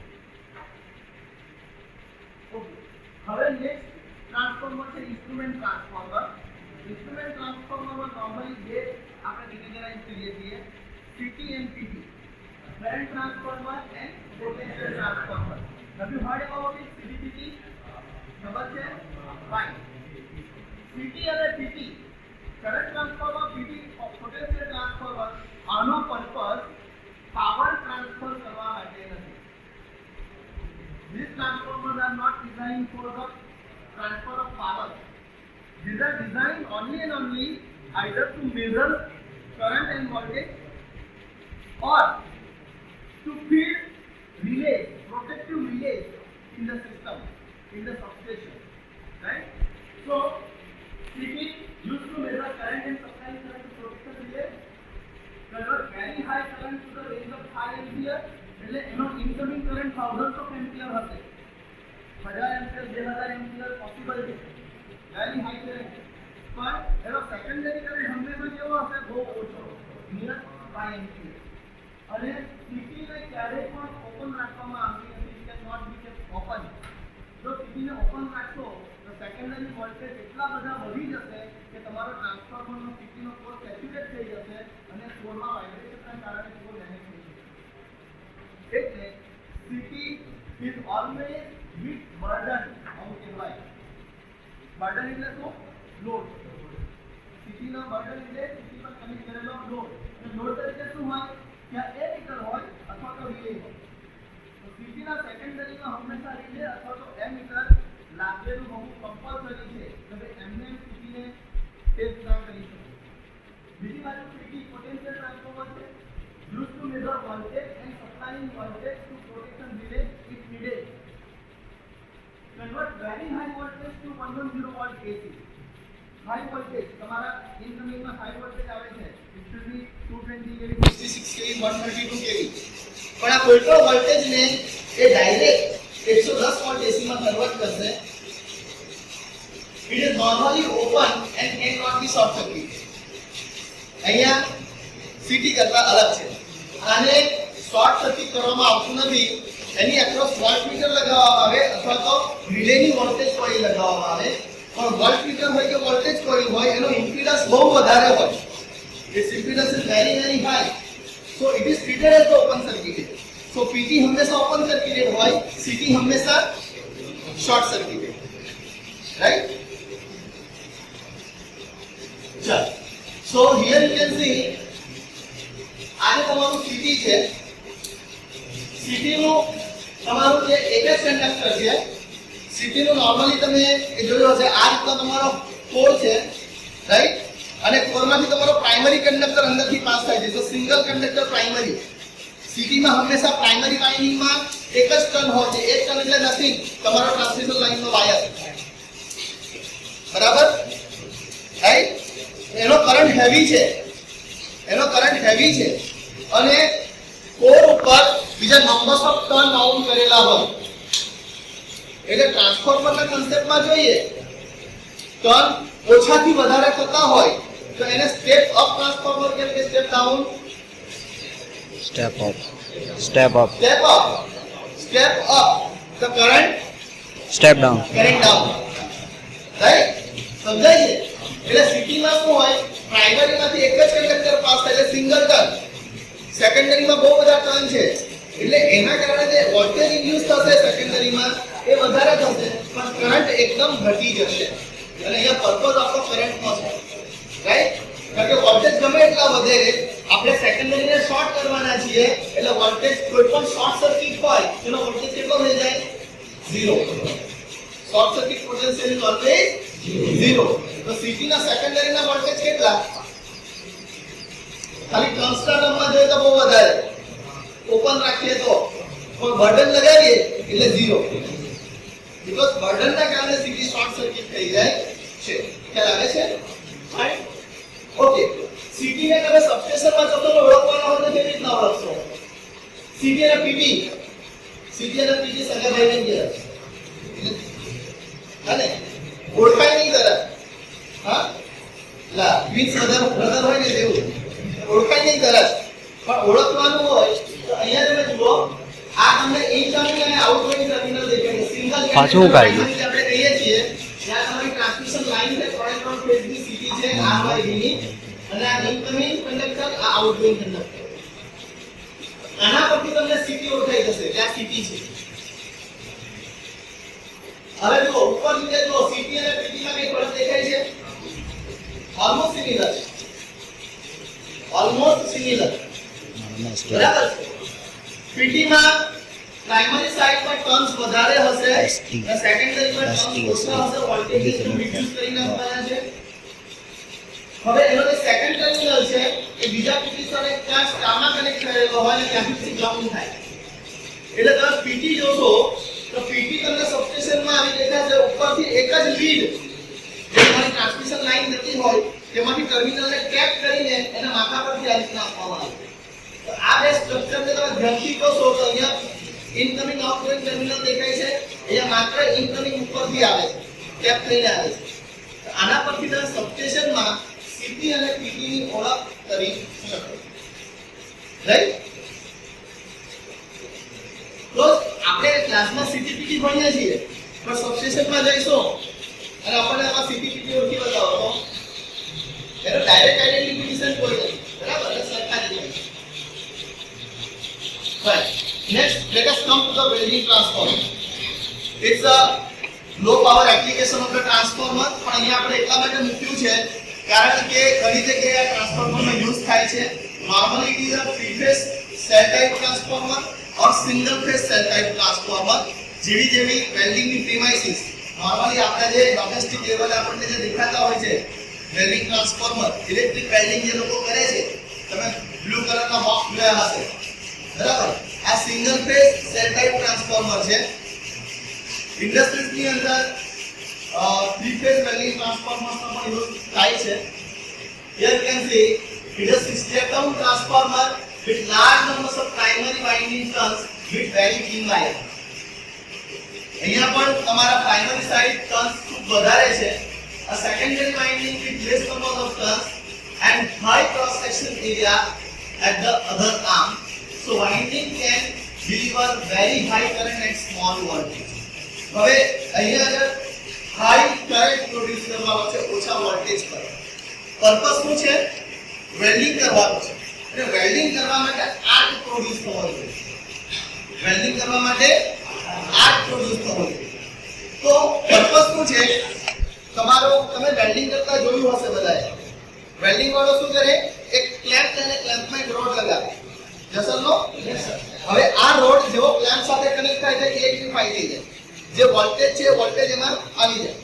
હવે જેવું મેટલ પાસે લઈ જશે એટલે એ બેની વચ્ચે જ્યારે ગેપ પડશે તો અમુક mm ના ગેપ પર એ વચ્ચે બેની વચ્ચેનું એરનું જે મીડિયમ છે તે બ્રેકડાઉન થશે. એરનું મીડિયમ બ્રેકડાઉન થાય એટલે બેની વચ્ચે સ્પાર્કિંગ થાય અને એ જે સ્પાર્ક છે એનો એડવાન્ટેજ વેલ્ડર લે. એ સ્પાર્ક થાય ત્યારે સ્પાર્કમાં બીજું મેટલ મૂકીને એને પીગાડીને બેની વચ્ચે સાંધો લાવી દે, રાઈટ? આ કન્સેપ્ટ છે. તો પહેલું આર્ક પ્રોડ્યુસ કરી શકે એટલા વોલ્ટેજ હોવા જોઈએ, આ એક વાત. અને બીજું આર્કને સસ્ટેન કરી શકે એટલો કરંટ હોવો જોઈએ, રાઈટ? તો મિનિમમ વોલ્ટેજ કેટલા જોઈએ જે આર્ક પ્રોડ્યુસ કરી શકે, રાઈટ? તમે તમારી લેબમાં ડીપીડીટી એસપીએસટી યુઝ કરતા હશો, કરો છો લેબમાં પ્રેક્ટિકલમાં? કોઈ વખત આવું દરેક વખતે ના કરાય, તમારા ફેકલ્ટીઝ કે કોઈ વખત તમને પ્રેક્ટિકલ બતાવતા કદાચ કર્યું હોય અને તમે ઓબ્ઝર્વ કર્યું હોય 230 વોલ્ટ સિંગલ ફેઝ આવતા હોય કે 220 વોલ્ટ ડીસી આવતો હોય અને એમાં હજી તમારો સપ્લાય લાઈવ છે અને સ્વિચને જ્યારે તમે મૂચકો તમારી ડીપીડીટી ને કે ડીપીએસટી કે ડીપીડીટી ને મૂચકો તમે જ્યારે મૂચકો ને કોન્ટેક્ટ રિલીઝ થશે ત્યારે શું થશે? સ્પાર્ક થશે, બરાબર? આ સ્પાર્ક કેમ થાય છે? બીકોઝ જ્યારે કોન્ટેક્ટ રિલીઝ થાય છે ત્યારે એક ગેપ ઉપર તમારા બે સરફેસ વચ્ચેનું એર મીડિયમ બ્રેકડાઉન થાય અને એર મીડિયમ બ્રેકડાઉન થવાના કારણે સ્પાર્કિંગ થાય. આ સ્પાર્કિંગનો કન્સેપ્ટ જે છે એ અહીંયા વેલ્ડિંગમાં યુટિલાઇઝ કરવામાં આવે છે. So here you can see secondary has very less number of turns, current will be very high. અહીંયા વોલ્ટેજ એટલા જ હોય છે જે આર્ક પ્રોડ્યુસ કરી શકે, પણ કરંટ એટલો જ હોય છે જે આર્કને સસ્ટેન કરી શકે. ખાલી આર્ક પ્રોડ્યુસ નથી કરવાનો, આર્કને સસ્ટેન કરવાનો છે, એ જરૂરી છે, right? So this is the welding transformer. હા, અહીંયા આગળ એના સ્મૂધર ઓપરેશન માટે થઈને રિએક્ટર્સ પણ યુઝ થાય છે. વેલ્ડિંગમાં પણ હવે એસી વેલ્ડિંગ અને ડીસી વેલ્ડિંગ આવા કન્સેપ્ટ આવ્યા છે. એટલે ટ્રાન્સફોર્મરના લો વોલ્ટેજને પાછા રેક્ટિફાઈ કરવામાં આવે, એસી નું ડીસી માં કન્વર્ટ કરવામાં આવે. જે ડીસી તમારું કન્વર્ટ થાય એ ડીસી પર તમારું વેલ્ડિંગ કરવામાં આવે. આ તમારી કેરેક્ટરિસ્ટિક્સ છે. તમારા વેલ્ડિંગ ટ્રાન્સફોર્મરના ઓપન સર્કિટ વોલ્ટેજ બહુ વધારે છે, પણ જ્યારે આર્ક થાય ત્યારે આ તમારો ઓપરેટિંગ પોઈન્ટ છે અને આર્ક વોલ્ટેજ સડનલી ઘટી જાય છે અને આજે તમારો કરંટ જે શોર્ટ સર્કિટ કરે છે જે આપણે વાત કરી કે આર્કને સસ્ટેન કોણ કરશે? તમારો આ કરંટ છે એ કરશે, રાઈટ? તો તમારો ટ્રાન્સફોર્મર એ પ્રમાણે ડિઝાઇન થાય છે, વેલ્ડિંગ ટ્રાન્સફોર્મર. ઓકે, તો આ રીતનું વેલ્ડિંગ ટ્રાન્સફોર્મર તમે જોયું હશે રિયલ પ્રેક્ટિસમાં, right? This is rectifier transformer. So rectifier transformer શા માટે યુઝ થાય? What is the purpose of rectifier transformer? ઘણી વખત આપણે એસી વોલ્ટેજના ડીસી કરવા પડે, એસી ના ડીસી કરવા પડે. ક્યાં ક્યાં જરૂર પડતી હશે? કોઈ મને કહેશો એસી ના ડીસી ક્યાં કરવા પડે? કોઈ એક્ઝામ્પલ તમને ખ્યાલ હોય તો?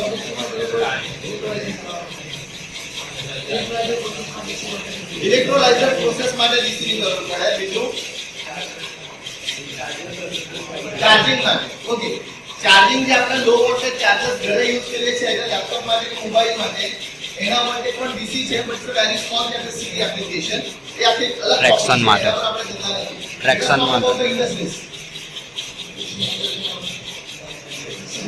ડીસી મોટરને ચલાવવી હોય તો જોઈએ ડીસી મોટર ક્યાં યુઝ થાય છે,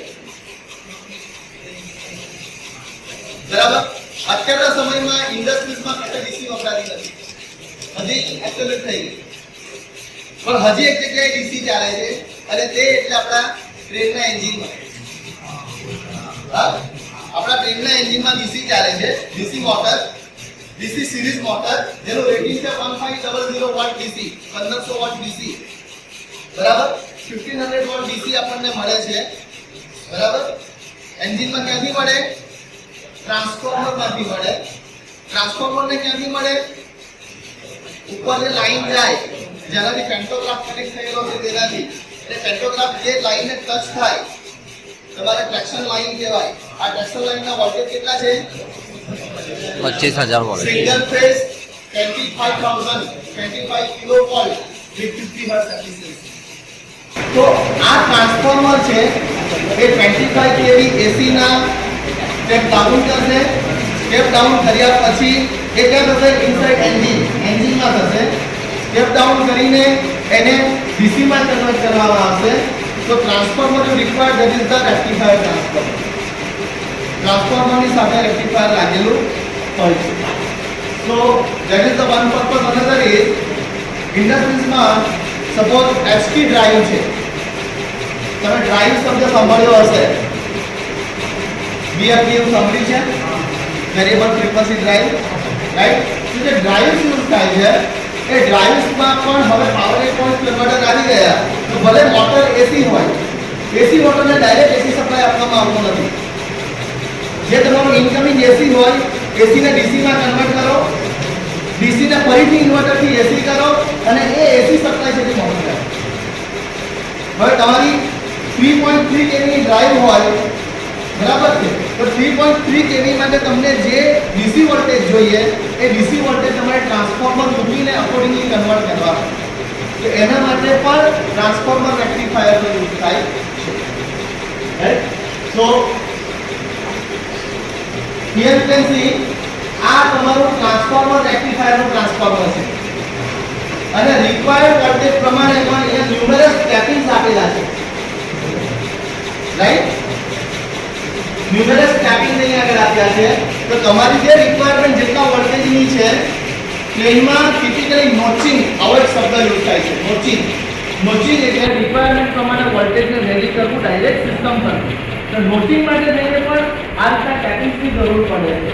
તો this is the transformer rectifier. So very high level three transformer rectifier designed by transformer rectifier company.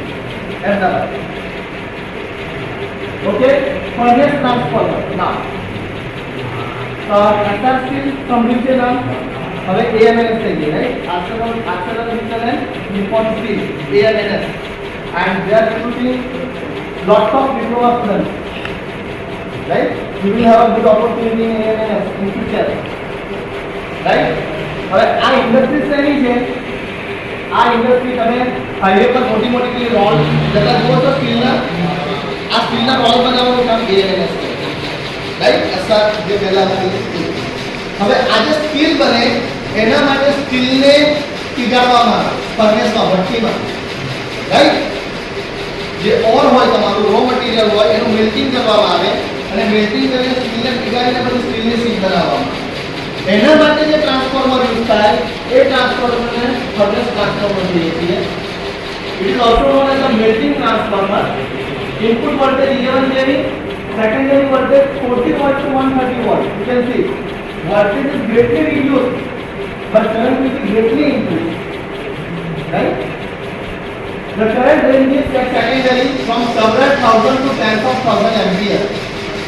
આટલો heavy current metal ને મેલ્ટ કરવા માટે તેને યુઝ થાય છે and there is this thermal rod as the electrode to produce arcing in between the raw material, બરાબર? અને પછી ફર્નેસની અલગ અલગ સાયકલ છે જેમાં આપણે જતા નથી, બટ ટ્રાન્સફોર્મર ટિપિકલ આ પર્પઝ માટે યુઝ થાય છે. So these are the furnace transformers used inside the furnace with some kind of arrangement, right? આ બાજુ ખાલી એસેમ્બલી તમને દેખાય છે. So students, the discussion regarding transformer is over here. I think you come to know something new about the transformers real application in the industry. ખરેખર ઇન્ડસ્ટ્રીઝમાં જે transformer use થાય છે એ કેવી કેપેસિટીના હોય છે અને કયા purpose so principles are always કરવામાં આવે અને એને એપ્લિકેશનમાં લેવામાં આવે છે, બરાબર? તમારા ચાર્જરમાં પણ જે ટ્રાન્સફોર્મર હોય છે તે અલગ ટાઈપના ટ્રાન્સફોર્મર છે, એને ફેરાઇટ કોર ટ્રાન્સફોર્મર કહેવાય. જે બહુ નાની સાઇઝના હોય છે અને બહુ હાઈ એફિશિયન્સીના ટ્રાન્સફોર્મર હોય છે અને હાઈ ફ્રીક્વન્સી પર ઓપરેટ થાય છે. This operating frequency in terms of tens of kilohertz, 20 kilohertz, 40 kilohertz, up to 500 kilohertz. આટલી હાઈ ફ્રીક્વન્સી પર આ નાના ટ્રાન્સફોર્મર એટલા માટે એની સાઇઝ નાની થઈ ગઈ. સાઇઝ નાની થવાનું સૌથી મોટું કારણ બહુ હાઈ ફ્રીક્વન્સી પર ઓપરેટ કરવાના હોય છે એટલા માટે, બરાબર છે? તો બીજા આવે છે એમોર્ફોસ કોર ટ્રાન્સફોર્મર, જેની એફિશિયન્સી આ ટ્રાન્સફોર્મર કરતાં વધારે હોય છે. બીજા આવે છે dry type transformer. Dry type ટ્રાન્સફોર્મરનો એડવાન્ટેજ છે કે એમાં મેન્ટેનન્સ બહુ ઓછું આવે છે, પણ એક વખત બગડી ગયું પછી ભંગારમાં નાખી દેવાય, રિપેર ના કરે, રાઈટ? તો આ બધું પણ તમને ફ્યુચરમાં તમે જ્યારે ઇન્ડસ્ટ્રીઝમાં જશો તમારા ધ્યાનમાં આવશે, રાઈટ? હવે આપણે રોટેટિંગ મશીન્સ પર આવીએ અને રોટેટિંગ મશીન્સમાં આપણે બધું ડિસ્કસ કર્યું તે પ્રમાણે એસિન્ક્રોનસ મશીન્સ. એસિન્ક્રોનસ મતલબ જે સિન્ક્રોનસ નથી તે, બરાબર? સિન્ક્રોનસ મશીનની ઓળખ શું? આપણે સિન્ક્રોનસ મશીન કોને કહીએ? સિંક્રોનસ મશીન આપણે કોને કહીએ? અધિકાર. ઓકે. જે મશીન સિંક્રોનસ સ્પીડથી ફરે તેને આપણે સિંક્રોનસ મશીન કહીએ. જે મશીન સિંક્રોનસ સ્પીડથી ફરે તેને સિંક્રોનસ મશીન કહીએ. જે સિંક્રોનસ સ્પીડથી નથી ફરતું તેને અસિંક્રોનસ કહેવાય. અને આપણી સૌથી વધારે પોપ્યુલર અને ઇન્ડસ્ટ્રીઝમાં લગભગ 95% જે મોટર જોવા મળે ઇન્ડક્શન મોટર તે અસિંક્રોનસ મોટર છે. કેવી મોટર છે? અસિંક્રોનસ મોટર છે. બરાબર, કે જે સિંક્રોનસ સ્પીડે ફરતી નથી. ઇન્ડક્શન મશીન્સ का क्लासिफिकेशन જોઈએ તો single phase induction motor, three phase induction motor, multi phase induction motor અને ઇન્ડક્શન જનરેટર. બરાબર, આ ઇન્ડક્શન મશીન્સ ની એપ્લિકેશન્સ છે. હવે સિંક્રોનસ મશીન્સ માં ફરીથી અહીંયા આગળ આપણે બે પાર્ટ પાડીએ છીએ. First part is field excited synchronous machine. એટલે જેમાં ફીલ્ડ વાઇન્ડિંગ ને એક્સાઇટ કરવાનું હોય અને અલગથી મેગ્નેટિક ફીલ્ડ પ્રોડ્યુસ કરવું પડે ઇલેક્ટ્રોમેગ્નેટિક અરેન્જમેન્ટ થ્રુ, જેને ફીલ્ડ એક્સાઇટેડ સિંક્રોનસ મશીન કહેવાય. જેમાં સિંક્રોનસ મોટર અને અલ્ટરનેટર આ બે વસ્તુ આવે છે. બીજી તરફ પરમેનન્ટ મેગ્નેટ સિંક્રોનસ મશીન્સ છે, જેમાં મોસ્ટલી પોપ્યુલર બે મશીન્સ આપણે અત્યારે લીધા છે. PMSM permanent magnet synchronous motor અને PMBLDC permanent magnet brushless DC motor. હવે અસિંક્રોનસ અને સિંક્રોનસ મોટર વચ્ચેનો ફરક શું છે અહીંયા આપણે ડિસ્કસ કરી ગયા. જે સિંક્રોનસ સ્પીડે ફરે તે સિંક્રોનસ મોટર, જે સિંક્રોનસ સ્પીડથી નહીં ફરે તે અસિંક્રોનસ મોટર. એક્ઝેક્ટલી કન્સેપ્ટ શું છે? સિંક્રોનસ મોટર લો કે ઇન્ડક્શન મોટર લો, બંને મોટરમાં સ્ટેટર એક સરખા હોય છે. બંને મોટરના સ્ટેટર એક સરખા છે. બંનેના સ્ટેટરમાં 3 ફેઝ AC ડિસ્ટ્રીબ્યુટેડ વાઇન્ડિંગ લગાવેલું હોય છે. અને આના કારણે તમે જ્યારે એ વાઇન્ડિંગને 3 ફેઝ AC સપ્લાય આપશો ત્યારે એ વાઇન્ડિંગ મેગ્નેટિક ફીલ્ડ પ્રોડ્યુસ કરશે. બરાબર, પણ આ મેગ્નેટિક ફીલ્ડ કેવું છે? રોટેટિંગ છે. આ મેગ્નેટિક ફીલ્ડ કેવું છે? રોટેટિંગ છે. આ ક્યારે ને ત્યારે શક્ય બને જ્યારે 3 ફેઝ AC ડિસ્ટ્રીબ્યુટેડ વાઇન્ડિંગ ને 120 degree phase shifted 3 phase AC current feed કરવામાં આવે. Winding is arranged with respect to space and current is supplied with respect to time. બંને 120 ડિગ્રી શિફ્ટેડ. આ કન્ડિશન મેચ થાય તો અને તો તમારું સ્ટેટર અને રોટર આ બેની વચ્ચે એર ગેપ હોય. એર ગેપની થિકનેસ કેટલી હોય? Around 1 mm to 1.5 mm. આટલી નાની એર ગેપ હોય અને આ એર ગેપમાં મેગ્નેટિક ફીલ્ડ ફરે. આ જે મેગ્નેટિક ફીલ્ડ ફરે છે તેને આપણે રોટેટિંગ મેગ્નેટિક ફીલ્ડ કહીએ છીએ. ઇલેક્ટ્રિકલ એન્જિનિયરની સૌથી વધારે કસોટી થાય ને તો આ 1.5 mm to 1 mm ની ગેપની વચ્ચે થાય. બરાબર, પંખો ફરે છે, દેખાય છે? દેખાય છે ને? પંખો એ રોટર છે કે સ્ટેટર છે? ફરતો ભાગ દેખાય છે શું છે? રોટર છે. મોટર જ છે ને, ફેન છે મોટર. પંખો રોટર છે, એનું સ્ટેટર અંદર છે, રાઈટ? અહીંયા રોટર આઉટસાઇડ છે. બીજી આપણે મોટર જોઈએ તો તેમાં રોટર ઇનસાઇડ હોય, સ્ટેટર આઉટસાઇડ. એનો ઉલટું છે, રાઈટ? રોટર આઉટસાઇડ છે, સ્ટેટર ઇનસાઇડ છે અને સ્ટેટર અને રોટરની વચ્ચે 1 mm to 1.5 mm નો ગેપ છે. બરાબર, રાઈટ? હવે આજે પંખો તમારો ફરે છે. આ પંખો ફરતો ઇલેક્ટ્રિકલ એન્જિનિયરને દેખાય? બધાને દેખાય. બધાને ખબર પડે પંખો ફરે છે એટલે ઇલેક્ટ્રિકલ એનર્જીનું મિકેનિકલ એનર્જીમાં કન્વર્ઝન થાય છે અને તમારી ફેન ટાઈપ લોડની એપ્લિકેશન છે એ સર્વ થાય છે. આ બધાને ખબર પડે છે. પણ આ રોટર અને અંદરના સ્ટેટરની વચ્ચે એર ગેપ છે, એમાં ફ્લક્સ ફરે છે. એ કોને દેખાય? એ ઇલેક્ટ્રિકલ એન્જિનિયરને દેખાય, રાઈટ? અહીંયા ઇલેક્ટ્રિકલ એન્જિનિયર્સની ખાસિયત છે. સો ઇલેક્ટ્રિકલ એન્જિનિયરનો જો સૌથી મોટી સ્ટ્રેન્થ હોય ને તો તે છે ઇમેજિનેશન. વોલ્ટેજ દેખાય? કરંટ દેખાય? પકડે તો હવે પડે ને આ સ્ટ્રેન્થ છે this is the power right so you can experience the energy you can experience the electrical energy right so being an electrical engineer we must have a good imagination power right fine so come to the point what is synchronous speed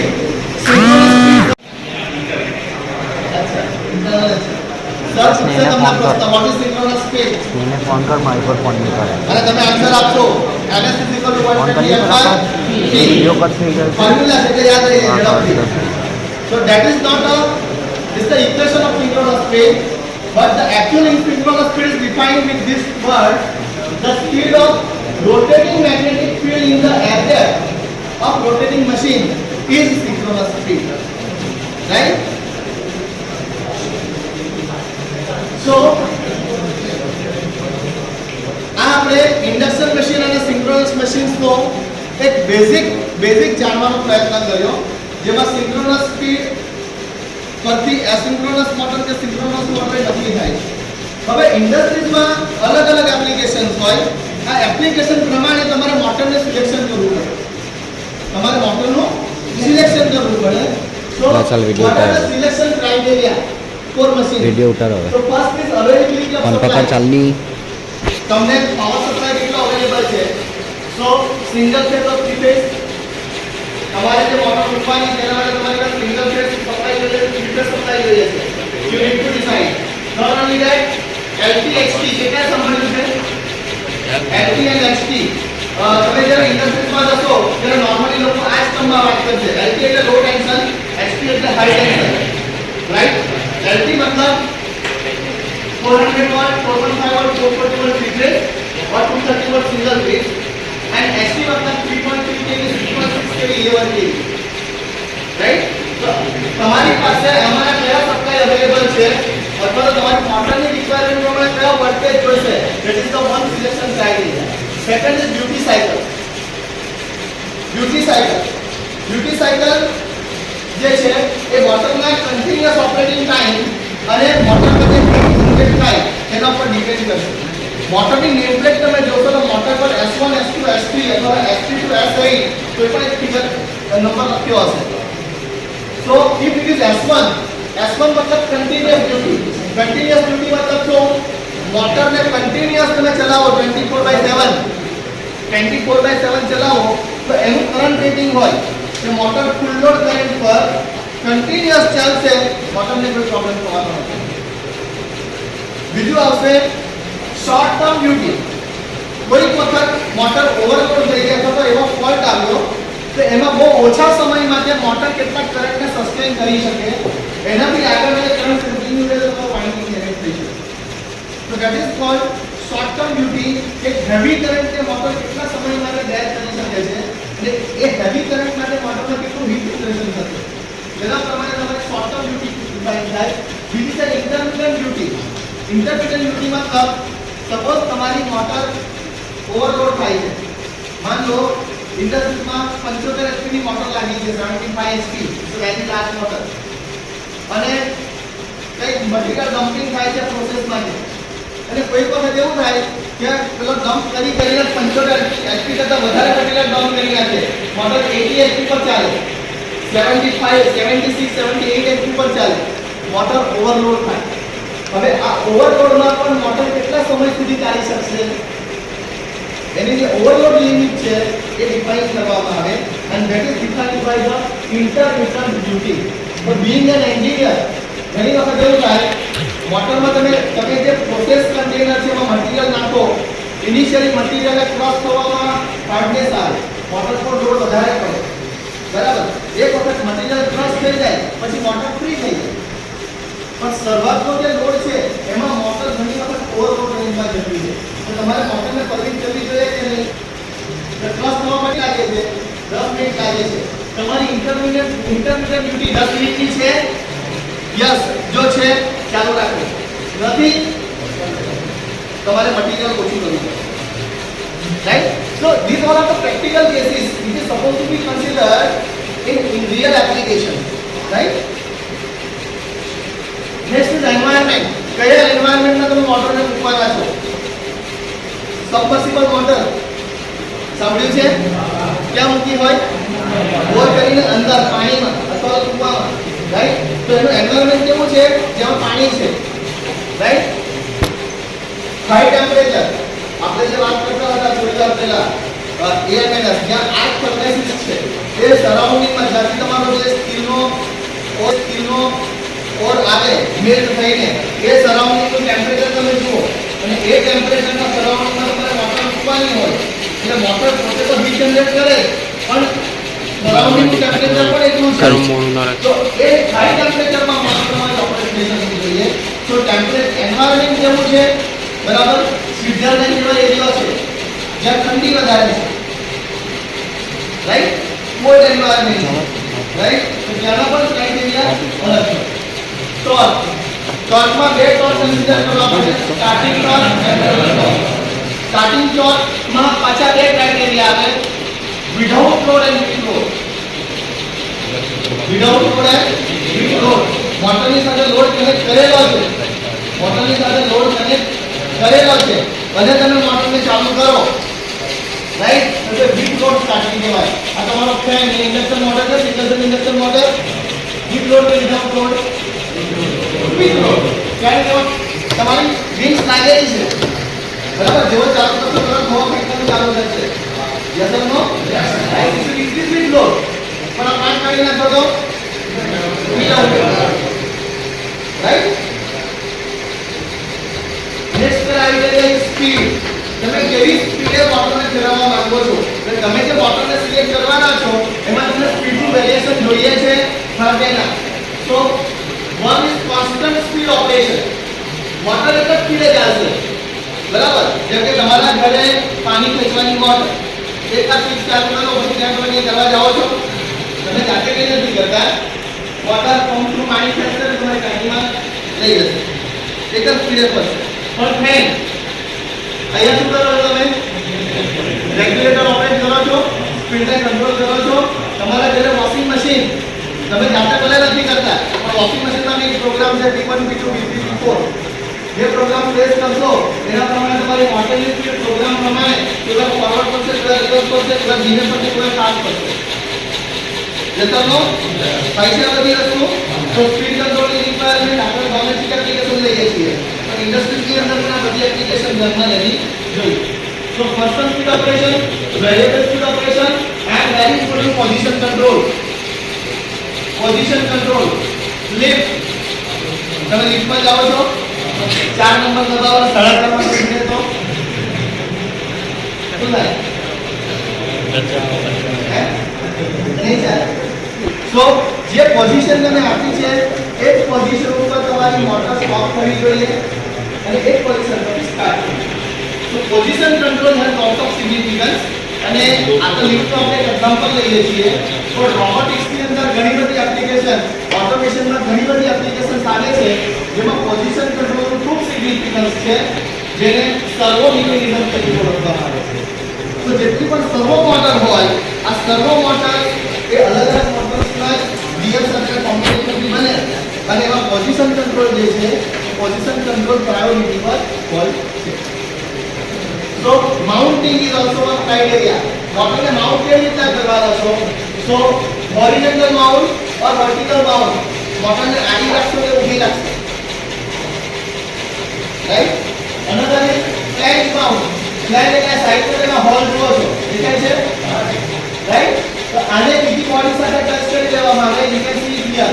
આ vertical mount motor ને flange પર fix કરેલી છે. So the flange mount, vertical motor is flange mount, horizontal motor. અહીંયા આગળ ફૂટ mount છે એટલે foundation પર નીચે અહીંયા બોલ્ટિંગ કરવામાં આવે અને મોટરને બેસાડવામાં આવે. તો બંને જેવી રિક્વાયરમેન્ટ બરાબર આ પ્રમાણે તમારી જેવી તેવી એપ્લિકેશન એના પ્રમાણે તમારે મોટરનું પણ સિલેક્શન કરવું પડશે, રાઈટ? ઓકે, હવે બહુ મહત્વનો પોઈન્ટ, તમે અલ્ટિમેટલી મોટરનો ઉપયોગ શા માટે કરો છો? મોટરનું ફંક્શન આપણને ખબર છે, it converts electrical energy into mechanical energy. બરાબર? તમે ખાલી કન્વર્ટ નથી કરતા, we are not only converting the energy, after converting the energy, we are delivering the energy through motor. તમે મોટરથી એનર્જી લોડને ડિલિવર કરો છો તો હવે તમારા લોડનું પણ રિએક્શન આવે, લોડનું રિએક્શન મોટર પર આવે. લેન્સ લો દરેક જગ્યાએ લાગે, લેન્સ લો દરેક જગ્યાએ લાગે. Reaction appear in the system is always in opposition of force of production. આ લેન્સ લો છે, force of production હોય બરાબર, તેને જ્યારે એપ્લાય કરવામાં આવે ત્યારે એની સામે રિએક્શન પ્રોડ્યુસ થાય. તમારો લોડ મોટરને રિએક્ટ કરે અને એ રિએક્શન જે છે તેની કેરેક્ટરિસ્ટિક્સ પરથી દેખાય. સો ચાર ટાઈપના લોડ છે, fan and pump type load. એમાં load is proportional to omega M square, એટલે જેટલી સ્પીડ વધે એના સ્ક્વેરના રિલેશનમાં લોડ વધે. જેટલી સ્પીડ વધે એના સ્ક્વેરના રિલેશનમાં લોડ વધે, એટલે જેટલી તમે સ્પીડ વધારશો એટલો લોડ એના સ્ક્વેરના રિલેશનમાં વધતો રહે. હોઇસ્ટ ટાઈપ લોડ, કોન્સ્ટન્ટ લોડ. આ લોડ એવો છે કે જેમાં સ્પીડ ગમે તેટલી રાખો કોઈ ફરક નહીં પડે, એ હંમેશા કોન્સ્ટન્ટ રહે. નોર્મલી જે ગ્રેવિટેશનલ ફોર્સ પર વર્ક કરતી સિસ્ટમ છે like hoist mechanism, lift mechanism, આ જે બધી મિકેનિઝમ છે એ constant load, hoist type load તરીકે ઓળખાય છે. Traction load initially clear proportional to 1/m, 1/ωm. Right, અહીંયા તમને કેરેક્ટરિસ્ટિક્સ પણ દેખાય છે. Fan type load clear proportional to ωm square, આ કેરેક્ટરિસ્ટિક્સ છે. આ હાઈ સ્પીડ હોઇસ્ટ છે, ઇટ ઇઝ ઓલમોસ્ટ કોન્સ્ટન્ટ, પણ અમુક સ્પીડ પછી એનો લોડ પણ તમારો લિનિયરલી વેરી થશે. આ ટ્રેક્શન લોડ છે. શરૂઆતમાં લોડ સ્પીડના ઇન્વર્સ રિલેશનમાં હશે, એટલે સ્પીડ વધશે તો લોડ ઘટશે, અને પછી એક પોઈન્ટ પછી જેમ જેમ સ્પીડ વધશે તેમ તેમ લોડ લિનિયરલી વધશે. આ ટ્રેક્શન ટાઈપ લોડ એટલે આપણી ટ્રેનના એન્જિનને જે લોડ લાગે છે, ટ્રેનનું ઇનર્શિયા ખૂબ વધારે હોય બરાબર, કેટલા દબાણની ટ્રેન હોય એમાં પાછા લોકો બેઠેલા હોય, માણસોને છોડો, જ્યારે ગુડ્સ ટ્રેન હોય ત્યારે શું થાય, કેટલા કન્ટેનર લાગેલા હોય, કેટલું વજન હોય, અને એ વ્હીલ સરફેસ પર હોય ત્યારે કેટલું ફ્રિક્શન લાગતું હશે. પણ જેમ જેમ સ્પીડ વધતી જાય એક પર રોલિંગ આવે એટલે તમારું નોર્મલ અને ઇનર્શિયા વધે, અને એના કારણે થઈને સ્પીડ વધે, લોડ ઘટે. પણ પછી એક લેવલ પછી શું થાય, સ્પીડ વધે, લિનિયરલી લોડ પણ વધે. એટલે traction type load. Fourth one is constant power load. Load is inversely proportional to speed. જેમ જેમ સ્પીડ વધશે ટોર્ક ઘટશે. Right, you know power equation, power P is equal to omega into T. Power P is equal to omega into T. બરાબર, omega વધે અને T ઘટે તો P શું થાય, કોન્સ્ટન્ટ થાય. બરાબર, યસ, ઓમેગા વધશે, T ઘટશે તો બેનું પ્રોડક્ટ હંમેશા કોન્સ્ટન્ટ રહેશે. તો power is constant, that's why it is called constant power load. કોઈ પણ મોટરને સિલેક્ટ કરતા પહેલા તમે કયા પ્રકારના લોડ માટે મોટર યુઝ કરવાના છો એ સૌથી પહેલા જોવું જોઈએ.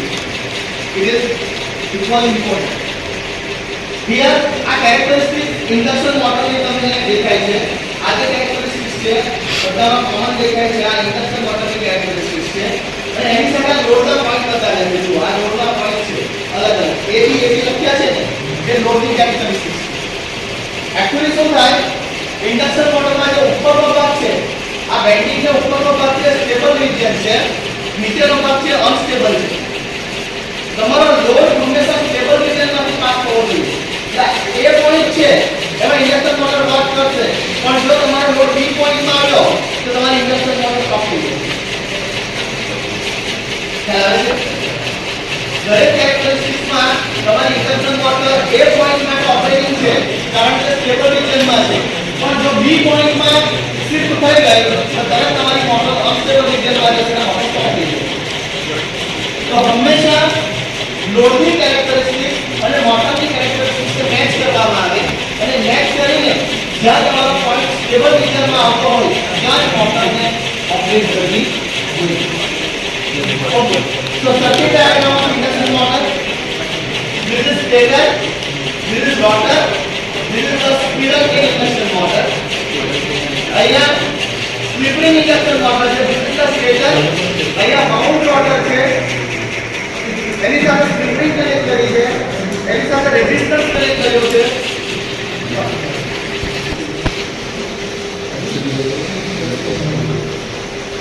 અને અહીંયા આગળ એક્સટર્નલ રેઝિસ્ટન્સ કનેક્ટ કર્યા છે. તો રેઝિસ્ટન્સ થી તમે મોટરના ટોર્કને કંટ્રોલ કરી શકો છો અને કરંટને કંટ્રોલ કરી શકો છો. આ બે ટાઈપની ઇન્ડક્શન મોટર પોપ્યુલર છે, રાઈટ? આ બંનેના ડિફરન્સીસ અહીંયા આગળ લખ્યા છે. નોર્મલી સ્પ્લિટિંગ ઇન્ડક્શન મોટરનું કન્સ્ટ્રક્શન કોમ્પ્લિકેટેડ છે, સ્ક્વિરલ કેજનું ઈઝી છે, બરાબર? પણ સ્પ્લિટિંગ ઇન્ડક્શન મોટરમાં તમે રેઝિસ્ટન્સ બધું કનેક્ટ કરીને સ્ટાર્ટિંગમાં વધારી શકો છો. સ્ક્વિરલ કેજમાં વધારી નથી શકતા, પણ સ્પ્લિટિંગમાં મેન્ટેનન્સ વધારે છે, સ્ક્વિરલ કેજમાં મેન્ટેનન્સ ઓછું છે. સ્ક્વિરલ કેજનું ઓપરેશન સાયલન્ટ છે, જ્યારે સ્પ્લિટિંગ થોડું નોઇસી છે, ડીસી કરતા ઓછું, પણ સ્પ્લિટિંગ સ્ક્વિરલ કેજ કરતા વધારે, બરાબર? આ બંને મોડેલની કમ્પેરિઝન આપણે અહીંયા આગળ ઘણા પોઈન્ટ અહીંયા આપણે બતાવેલા છે. હવે application of single phase induction motor જે નોર્મલી આપણે ઘરે યુઝ કરીએ છીએ, સિંગલ ફેઝ ઇન્ડક્શન મોટર, એમાં fan, water pump, refrigerator, washing machine, AC, આ બધા ડિવાઇસીસમાં single phase induction motor use થાય છે. ઇન્ડસ્ટ્રીમાં rarely single phase induction motor use થાય છે. કોઈ પણ નાના પંપ માટે single phase induction motor use કરવામાં આવે છે. બાકી ઇન્ડસ્ટ્રીમાં મોસ્ટલી 0.75 HP ની પણ three phase induction motor use થાય છે. Very law application of squirrel cage induction motor. Lathe and turning machinery like grinder, lathe, milling machine, compressor, blowers, pumps. આ બધા squirrel cage induction motor ને use થાય છે. Slippery induction motor, crane, accelerator, elevator, hoist, conveyor, high volume compressor, crushers in chemical and petroleum industry and rolling mills. હવે આજે splitting induction મોટરની application આપણે અત્યારે જોઈએ છે. આ સ્પ્લિટિંગ ઇન્ડક્શન મોટર હવે ઓલમોસ્ટ ઇન્ડસ્ટ્રીઝમાંથી નીકળી ગઈ. સ્પ્લિટિંગ ઇન્ડક્શન મોટર હવે યુઝ થતી નથી. બધી splitting induction motor squirrel cage induction મોટરથી રિપ્લેસ થઈ. કારણ શું? પહેલું કારણ સ્પ્લિટિંગ ઇન્ડક્શન મોટરનું મેન્ટેનન્સ. બીજું એફિશિયન્સી. સ્ક્વિરલ કેજની એફિશિયન્સી વધારે, સ્પ્લિટિંગની ઓછી. અને ત્રીજો સૌથી મોટો પોઈન્ટ, સ્પ્લિટિંગ ઇન્ડક્શન મોટરમાં જેટલા એડવાન્ટેજ મળતા હતા, આ બધા જ એડવાન્ટેજીસ હવેના સમયમાં VFD વેરિયેબલ ફ્રીક્વન્સી ડ્રાઈવ આવ્યા પછી ડાયરેક્ટ સ્ક્વિરલ કેજ ઇન્ડક્શન મોટરથી મળી જાય છે. તો જો સ્ક્વિરલ કેજ ઇન્ડક્શન મોટરથી આ બધા એડવાન્ટેજ મળી જતા હોય તો પછી સામાન્ય સ્પ્લિટિંગ યુઝ થઈ. અને આ કારણથી સ્પ્લિટિંગ ઇન્ડક્શન મોટર હવે યુઝ થતી નથી. સ્પ્લિટિંગ ઇન્ડક્શન મોટરનો ઉપયોગ હાલના સમયમાં મોસ્ટલી ઇન્ડક્શન જનરેટર તરીકે વિન્ડ મિલમાં થાય છે. પવન ચક્કીમાં ઇન્ડક્શન જનરેટર તરીકે સ્પ્લિટિંગ ઇન્ડક્શન મોટરનો યુઝ થાય છે, રાઈટ? ઓકે, અહીંયા તમને સ્પીડ ટોર્ક કેરેક્ટરિસ્ટિક્સ દેખાય છે. આ તમારી સેપરેટલી એક્સાઇટેડ ડીસી મોટરની કેરેક્ટરિસ્ટિક્સ છે. યુ કેન સી અહીંયા લોડ છે, અહીંયા સ્પીડ છે. લોડ ગમે એટલો વધે, તમારી સેપરેટલી એક્સાઇટેડ ડીસી મોટરની કેરેક્ટરિસ્ટિક્સ ઓલમોસ્ટ કોન્સ્ટન્ટ છે. This is declared as a constant speed motor. અહીંયા તમારે ઇન્ડક્શન મોટરની કેરેક્ટરિસ્ટિક્સ છે. આમાં જે કી પોઈન્ટ છે, આ key point full load operating point છે. તો તમે કેરેક્ટરિસ્ટિક્સ ને અહીંયા જે આખા ભાગમાં જોશો તો તમને સ્ટ્રેટ લાઈન દેખાય છે P સુધી. મતલબ અહીંયા પર લોડ ગમે એટલો વધે, ઇન્ડક્શન મોટરની સ્પીડ ફૂલ લોડ સુધી ઓલમોસ્ટ કોન્સ્ટન્ટ રહે છે. આ સિંક્રોનસ મોટર છે, એની કેરેક્ટરિસ્ટિક્સ છે. યુ કેન સી લોડ કોઈ પણ વધે, અહીંયા ટોર્ક થ્રુ ઓફ કોન્સ્ટન્ટ છે, રાઈટ? અને મોટરની સ્પીડ ડેવિએટ થતી નથી. મોટરની સ્પીડ થ્રુ ઓફ સિંક્રોનસ જ રહે. એની કહેવાનું આ તમારી typical synchronous motor, speed excited synchronous મોટરનો ડાયાગ્રામ છે. આ તમારું સ્ટેટર છે, જેને સ્ટેટર રેઝિસ્ટર કહે આપો. અહીંયા ફીલ્ડ વાઇન્ડિંગ છે, જેમાં તમે ડીસી એક્સાઇટેશન આપો. ડીસી એક્સાઇટેશન આપીને તમે મેગ્નેટિક ફીલ્ડ પ્રોડ્યુસ કરો છો. ઓકે હવે સિંક્રોનસ મોટર ફિલ્ડમાં અત્યારે યુઝ થતી નથી કન્વેન્શનલ સિંક્રોનસ મોટર યુઝ થતી નથી એની સામે પણ ઇન્ડક્શન મોટર યુઝ થાય છે રાઈટ સિંક્રોનસ મશીનનો મોસ્ટલી એક જ ઉપયોગ અત્યારે રહી ગયો છે અને ધેટ ઇઝ સિંક્રોનસ જનરેટર તરીકે પાવર પ્લાન્ટમાં યુઝ થાય છે જે લાર્જ કેપેસિટીમાં right in terms of hundreds of MPA bulk machine તરીકે ડિઝાઇન થાય છે એ પછી સેલિયન્ટ પોલ સિંક્રોનસ મશીન હોય કે સિલિન્ડ્રિકલ પોલ હોય પણ હેવી મશીન તરીકે સિંક્રોનસ મશીન ડિઝાઇન થતા હોય છે તો ફીલ્ડ એક્સાઇટેડ સિંક્રોનસ મશીનનો ઉપયોગ થતો નથી હવે application of field excited synchronous machine અત્યારનો સમયમાં જ્યાં છે as I told you not use in ઇન્ડસ્ટ્રીઝમાં કઈ યુઝ થતો નથી synchronous generator can be used as synchronous motor for pumping of water back to river. Exactly શું થાય તમે ડેમમાંથી પાણી છોડીને ઇલેક્ટ્રિસિટી જનરેટ કરો બરાબર છે અને જે તમારું જનરેટર છે એ પાણી તમારું તમારા પેન્ટોપમાંથી પાણી યુઝ કરી અને ટર્બાઇનને રોટેટ કરી અને ઇલેક્ટ્રિકલ એનર્જીમાં કન્વર્ટ કરે હવે જે પાણી તમારું બહાર આવ્યું આ પાણી પોન્ડમાં જાય અને એ જ પાણીને આ જ સિંક્રોનસ જનરેટરને સિંક્રોનસ મોટર તરીકે રન કરવામાં આવે એની સાથે પંપ પેકેજ હોય અને એ પંપથી આ પાણીને પાછું રિઝર્વરમાં બેક રાખવામાં રાઈટ તો જ્યારે પાણી ઇરિગેશનમાં પોન્ડમાંથી ના જતું હોય ત્યારે પાણીને રીયુટિલાઇઝ કરવા માટે થઈને ગ્રીડમાંથી એક્સેસ પાવર લેવામાં આવે સિંક્રોનસ જનરેટરને મોટર તરીકે રન કરવામાં આવે અને વોટર પમ્પિંગ થાય field excited synchronous motor can be used as synchronous condenser and power system to improve power factor improvement માટે થઈને સિંક્રોનસ મોટરનો યુઝ પહેલા થતો હતો એ પણ હવે બંધ થઈ ગયો છે because now power electronics converter based compensators are there તો હવે સિંક્રોનસ કન્ડેન્સર તરીકે યુઝ થતો નથી so ફીલ્ડ એક્સાઇટેડ સિંક્રોનસ મોટરનો ઉપયોગ હમણાં ઇન્ડસ્ટ્રીમાં થતો નથી પણ સિંક્રોનસ મોટરમાં permanent magnet synchronous motor popular થઈ ગઈ છે અને એમાં પીએમએસએમ અને પીએમવીએલડીસી બહુ મોટો ભાગ બની ગયો ઘણી જગ્યાએ પીએમએસએમ અને પીએમવીએલડીસી આ બે મોટરે ઇન્ડક્શન મોટરને પણ રિપ્લેસ કરી નાખી છે કારણ આ બે મોટરની એફિશિયન્સી સિંક્રોનસ ઇન્ડક્શન મોટર કરતાં પણ વધારે છે અને સેમ કેપેસિટી માટે એની સાઇઝ ધારો કે 15 HP ની ઇન્ડક્શન મોટર લો 15 HP ની ઇન્ડક્શન મોટર લો અને 15 HP ની પીએમએસએમ લો બેની સાઇઝમાં 40% નો ડિફરન્સ આવી જશે પીએમએસએમ ઘણી નાની છે પણ એની કોસ્ટ વધારે છે પણ એની એફિશિયન્સી બહુ વધારે સો પરમેનન્ટ મેગ્નેટ સિંક્રોનસ મશીન્સમાં બે પાર્ટ છે PMSM permanent magnet synchronous motor PMVLDC permanent magnet brushless machine PMSM માં અહીંયા જુઓ તમે અહીંયા three phase AC distributed winding છે જે નોર્મલી આપણી ઇન્ડક્શન મોટર અને સિંક્રોનસ મોટરમાં હોય વચ્ચે રોટર પર પરમેનન્ટ મેગ્નેટ છે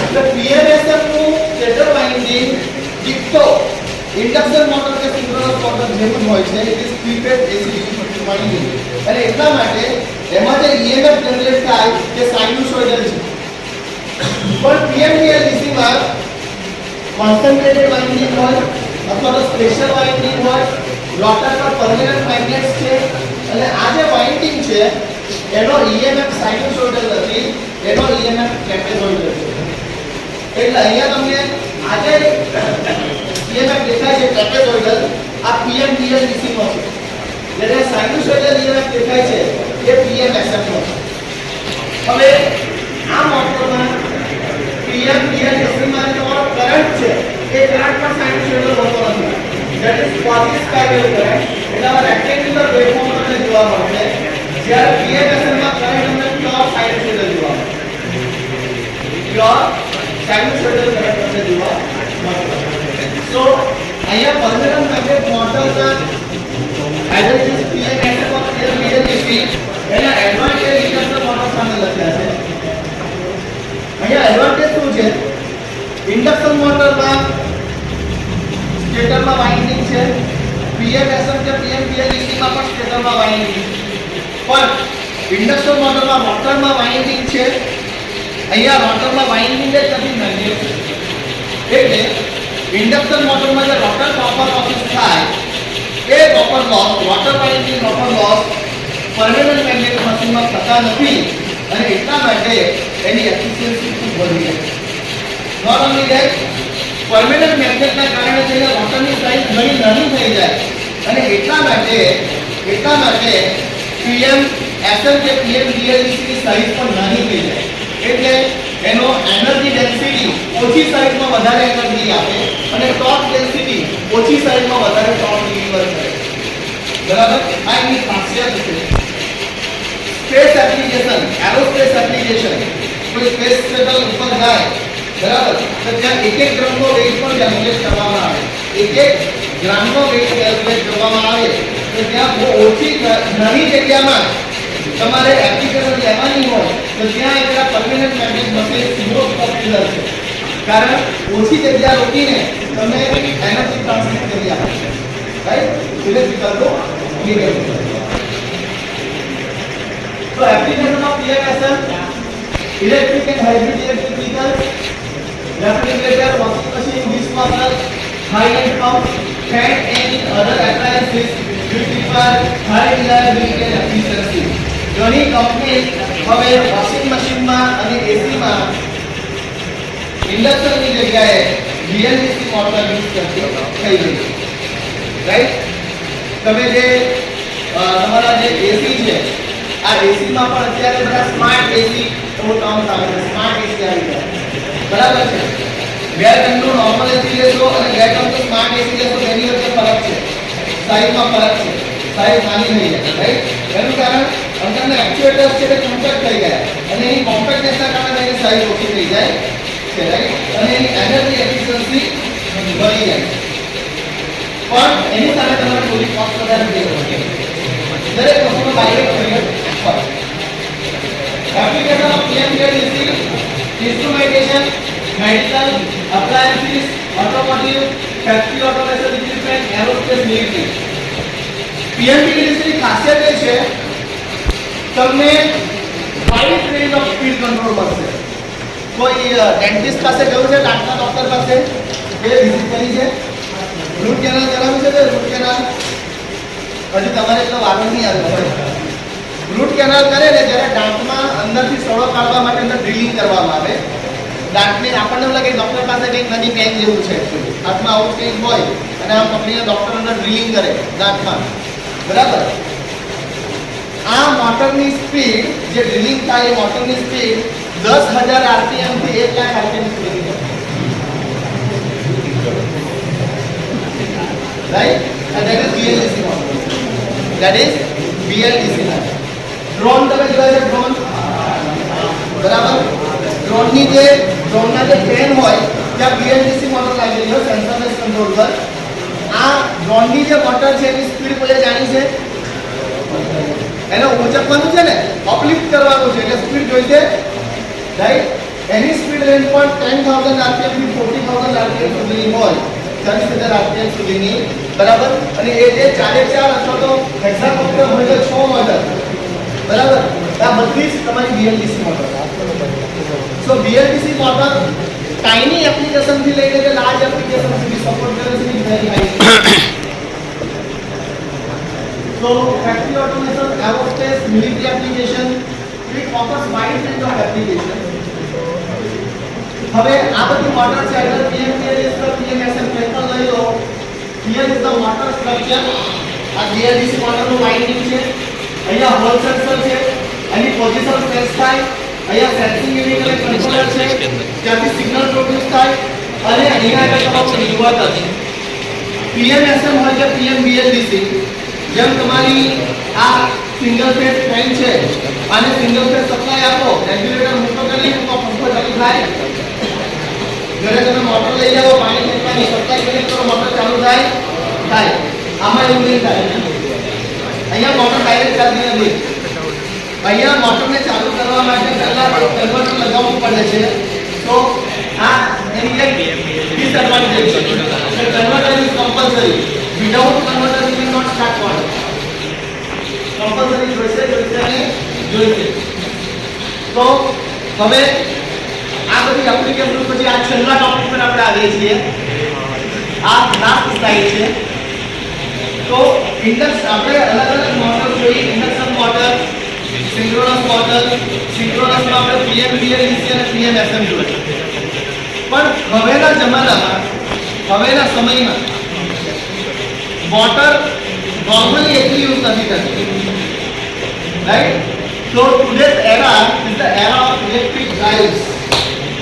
Today's era is the era of electric drive.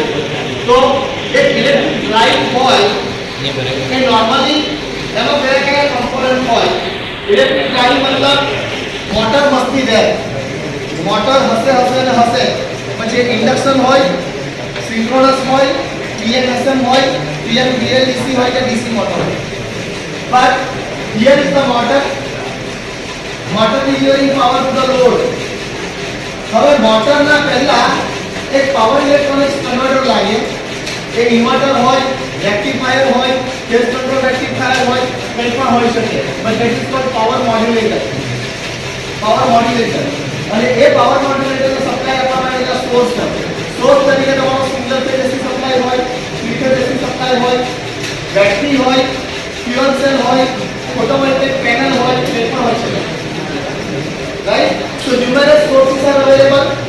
It will your power to power electronic converter. Power electronic converter power નું કન્વર્ઝન કરીને મોટરને આપશે. Motor deliver power to the load. અહીંયા મોટરની સ્પીડને કંટ્રોલ કરવામાં આવે છે અને મોટરના લોડને પણ કંટ્રોલ કરવામાં આવે છે. એના માટે તમારું સેન્સિંગ યુનિટ છે. અહીંયા શું સેન્સ થાય? મોટરની સ્પીડ, મોટરના વોલ્ટેજ, મોટરનો કરંટ, જો એપ્લિકેશનમાં પ્રેશર હોય તો પ્રેશર, ફ્લો હોય તો ફ્લો, ટેમ્પરેચર હોય તો ટેમ્પરેચર. આ બધા જ ઇન્ડસ્ટ્રીયલ પેરામીટર્સ છે.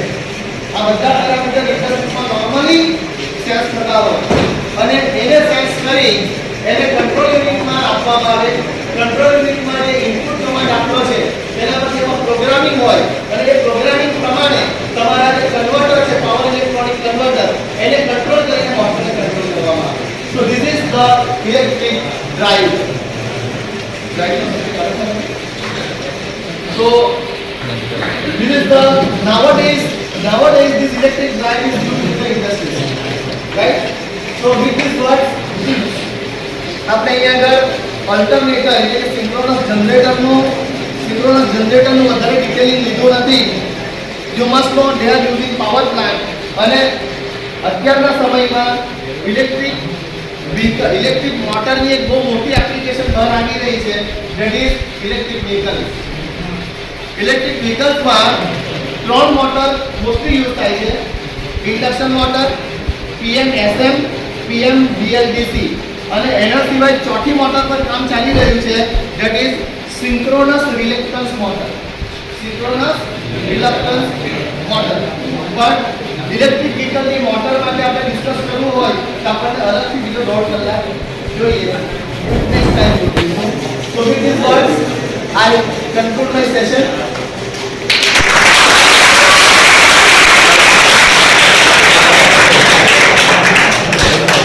If you have any question or queries, questions are invited and I will try to justify your question.